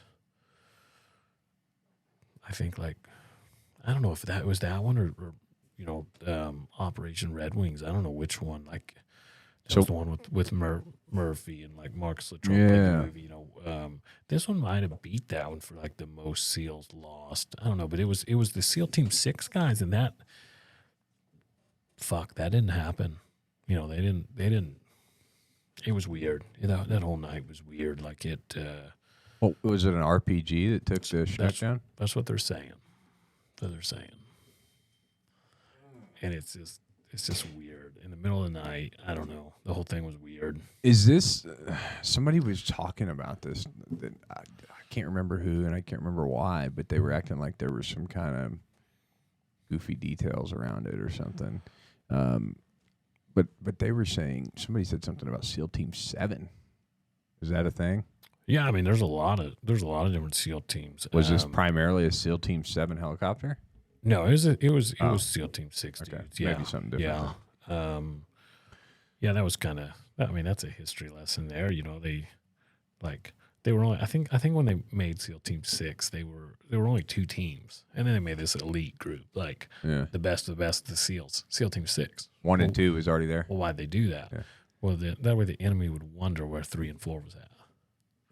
There was no 3 and 4, 5, 3, 4, and 5. But I just heard somebody talking about this the other day because he was part of SEAL Team. I think it was what's that guy's name? He was a governor. He was in SEAL Team 1, I think. Jesse Ventura. Yeah. Because I saw something on TV and I watched it with him, and he was talking shit about Chris Kyle or something. Yeah. And man, that kind of ruffled me the wrong way. Yeah.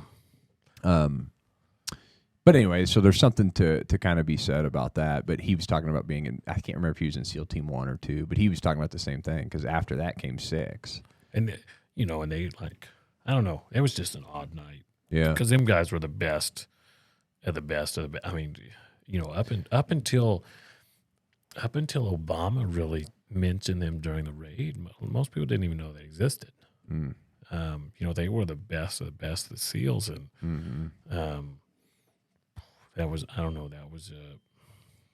that night just fucking made the hair on the back of your neck stand up. Yeah. Yeah, I bet that's kind of a nerve-wracking time, too, because, if they were just RPG'd out of the sky and now you're running security in that same area, where the hell are those guys at? Did they ever find the guys that shot them down? No. You never know. You'll never know who it was. Even if they didn't, they might say they did. Yeah. Yeah. Weird, odd. That was an odd, I don't know. It was odd. But, and it was just so hard. We were over there. It was right there at the beginning of May when they got bin Laden, and we needed that. April 28th, we lost our first guy, Matt Hermison. He was. I knew him fairly well because he was my squad leader's best friend.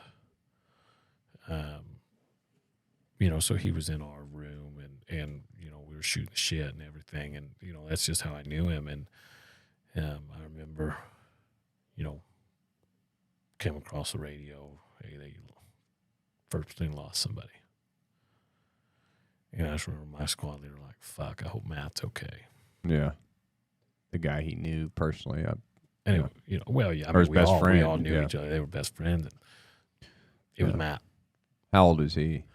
You know, he was 22 at the time. Yeah.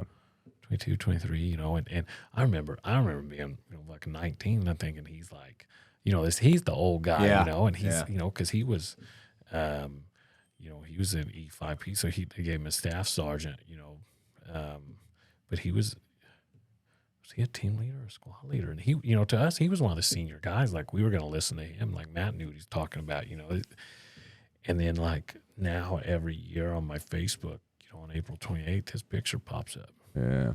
That's rough, man. He's just a fucking kid. Yeah. You know, he looks like it now to me, and it's just like, oh my gosh, like, yeah, he'll always be at that age to you. So then, you know, a couple of days later, you know, we got the Bin Laden news, and we celebrated for, you know, 10 minutes, and then it's like, all right, we got to be on, you know, we're on high alert now. We don't know what they're going to try and do. If anything, they didn't, but we needed that. We needed that kind good of victory. news. Yeah. So when he was killed over there, you see this thing on TV that they do where they bring you all down in ranks and they do like roll call. Is that a thing? Yeah. And we had a that's sad. We had a ceremony, and you know, and you know, at home, you're sad, but you're not going to show it there. Yeah. You know, you're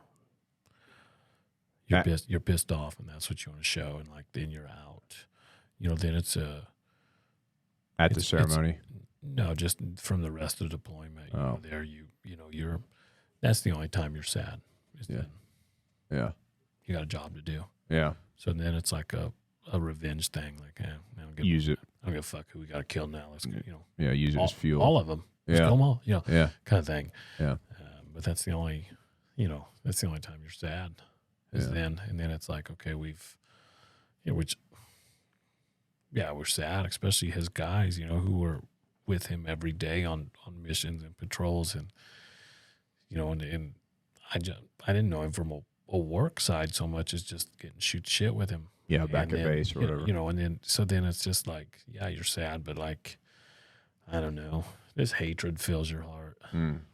Yeah, wanting revenge. Yeah, it's like a human thing, needing revenge.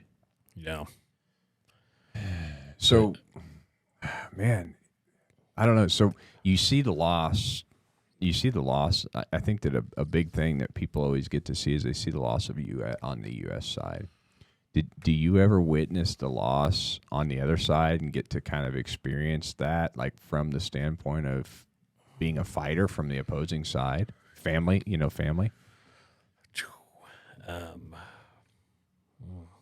know, it was a loss all the way around.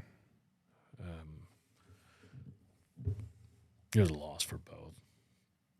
You know, we put thousands of men in the ground, you know, men and women in the ground that shouldn't have died over there. I was listening to a podcast, Sean Ryan, Vigilance Elite, you know, and he had the founder, like the original founder of Blackwater, you know, the contractors. I mean, they were kind of mercenaries, you know, but they were talking and they were basically saying how, you know, had we just let the Green Berets do their thing over there, it maybe would have lasted another 6 months to a year. That was it. Whereas then these, you know, the big military, you know, the guys that weren't special operations, you know, wanted their 10 minutes of fame, you know, and then it turned into, wait a second, these military contracts, millions, and then it became about money. And it just, war became this big money machine. Yeah. And, you know, we don't, you know, I know a lot of us feel that way. We don't regret what we did would we do it again knowing what we now know? No, we didn't. We didn't need to be there for 20 years. Like we don't take anything away from us, but at the same time, like some of us now do question why. Like we fought our asses off, and we were brainwashed. Going in the military, like people are like, "Oh, the government can't brainwash you." Bullshit. We're singing cadences every day. About killing. Yeah. And won't ever take the service away, but it's like, what were we really doing? Like and the way we pulled out by just leaving all that shit there. It questioned like, well, okay, why were we there then? Like you guys, that stings, man. Yeah. So it's like, why now we need you guys that made the decisions. Like you cost us our friends, our brothers, our sisters. Why were we there when you guys can fuck up a pullout that bad? Yeah. I remember seeing some footage from there after we pulled out, or right when we were getting ready to pull out, and people were scared shitless about not having us there to protect them. And that's what we claim to be, is this protection. And now you basically give it up when we've fought this long. I mean, you really kind of shit on a lot of people that have been over there and sacrificed so much, man.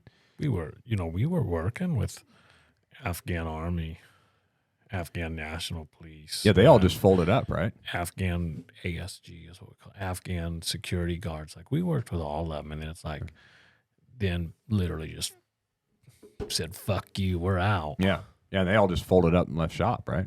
Got scared. Yeah, that's wild, man. So it's like everything that the U.S. government built and tried to work for there was gone in a matter of probably weeks. So not to mention all the equipment we left.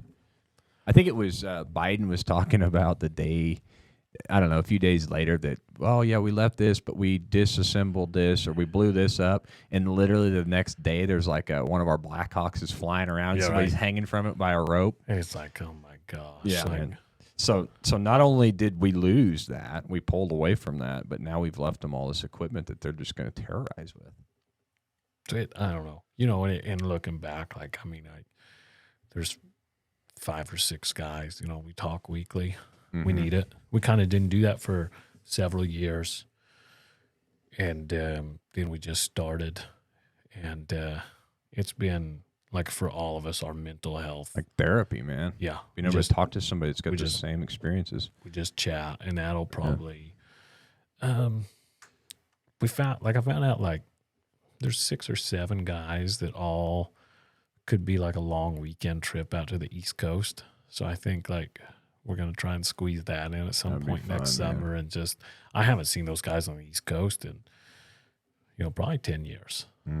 Since 12 or 13. So it's like, 9, 10 years. So it's like we're, as of now, knock on wood, we're still the only ones without kids. So, and we have, Sydney has a little Ford Focus that does great on gas. So there you go, man. We don't have to pay for lodging because they're all crash here.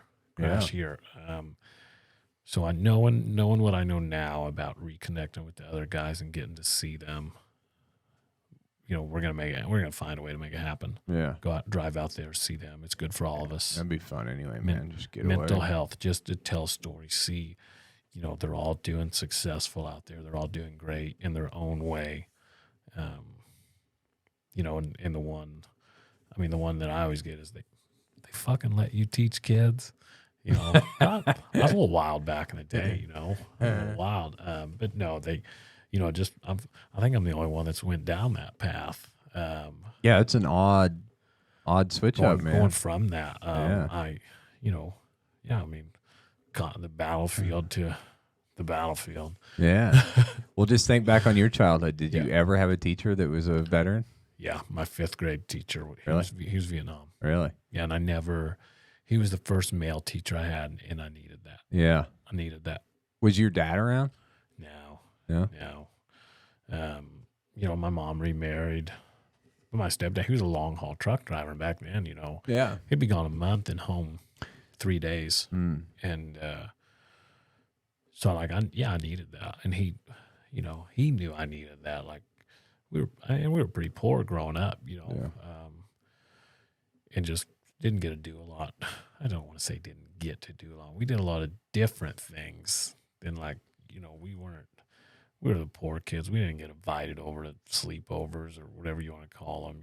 We weren't, just wasn't us. I mean, I remember, our weekends in the winter were split stacking wood.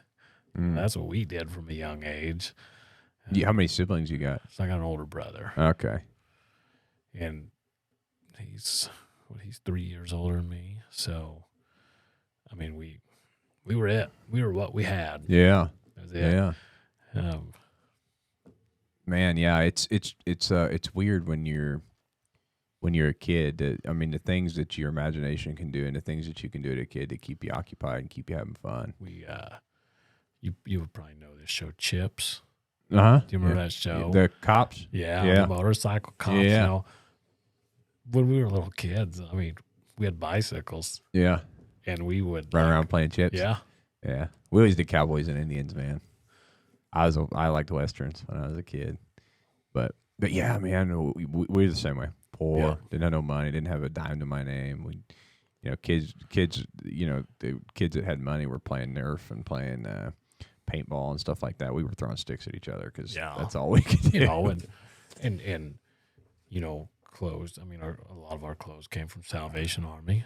Yeah. And you know what? I wouldn't have it any other way. Yeah. My mom worked her ass off, and that she instilled that in me and my brother. It makes you appreciate the finer things too. Like when you can afford to do things, or you can, especially with us with provider. Like my kids are growing up completely different than I did. We had these vouchers for Payless shoes, or we could get a free pair of shoes when we were a kid to go to school with, and I wore that pair of shoes all through school, and it kind of drove me to better for them. And then I see, like we never did without. My mom could take macaroni, tomato sauce, and sugar, and it was good. Yeah, it was good. Yeah, and we had it. It was cheap. And it breaks my heart on Fridays. There's kids you got to send food home with, or they won't eat over the weekend. Yeah, man. And it's just like, damn. Yeah, but you can relate too, because we had this thing called poor man's casserole, just macaroni and cheese and potatoes and hot dogs cut up in it, and that's what we did. I mean, and if we got that was good because it had meat in it. Yeah. But man, we survived on stuff from like the food bank, like malto meal and crap like that. Oh man, some chocolate malto meal. Yeah, that's what we did. Yeah. I don't know how many boxes of tuna helper and hamburger helper we ate. I don't even like tuna, but I remember thinking that was a treat just because it had meat in it when I was a kid. Like you're like, oh, what is this, like fancy pasta? Yeah. Well, God, man. Well, this has been awesome. I'm so glad that you came on. And, dude, Absolutely. I could sit here and talk forever and ever, and we'll have to do it again. Absolutely. There's a lot more we can talk about. Yeah, for sure. And let me know on the thing with your class, and if I can help out, holler at me. I'm sure I'll need it. I'm sure I'll need it. Well, yeah. The cool thing is, after you get them started, they can teach you. Because this is new for me, and honestly, it'll be, in a perfect world, it's going to be, hey, look, here's the rules we got to follow. Yeah. But it's going to be kind of one of those, I'm going to give them some guidance, and I think a lot of it's going to be self-teaching, and then, go from there and see where I need to intervene and change things up, if any. But I think they'll be put them on the right road and let them go, man. Yeah, I'm gonna point them down the road. Yeah, it's their job to stay on it, and I think they're gonna do just fine at it because they'll enjoy learning it. Yeah, and they will. If school's signed off, I can do a class YouTube channel. Yeah. So, they get to show their parents like what they've been working on, all their friends. That's cool. So they're gonna work hard at it. Yeah, and I'm excited about that. Yeah, I look forward to seeing how it turns out, man. All right, brother. Well, thanks again. Yeah, thanks for having me. We'll let this thing go, and we'll catch you on the next one. Perfect.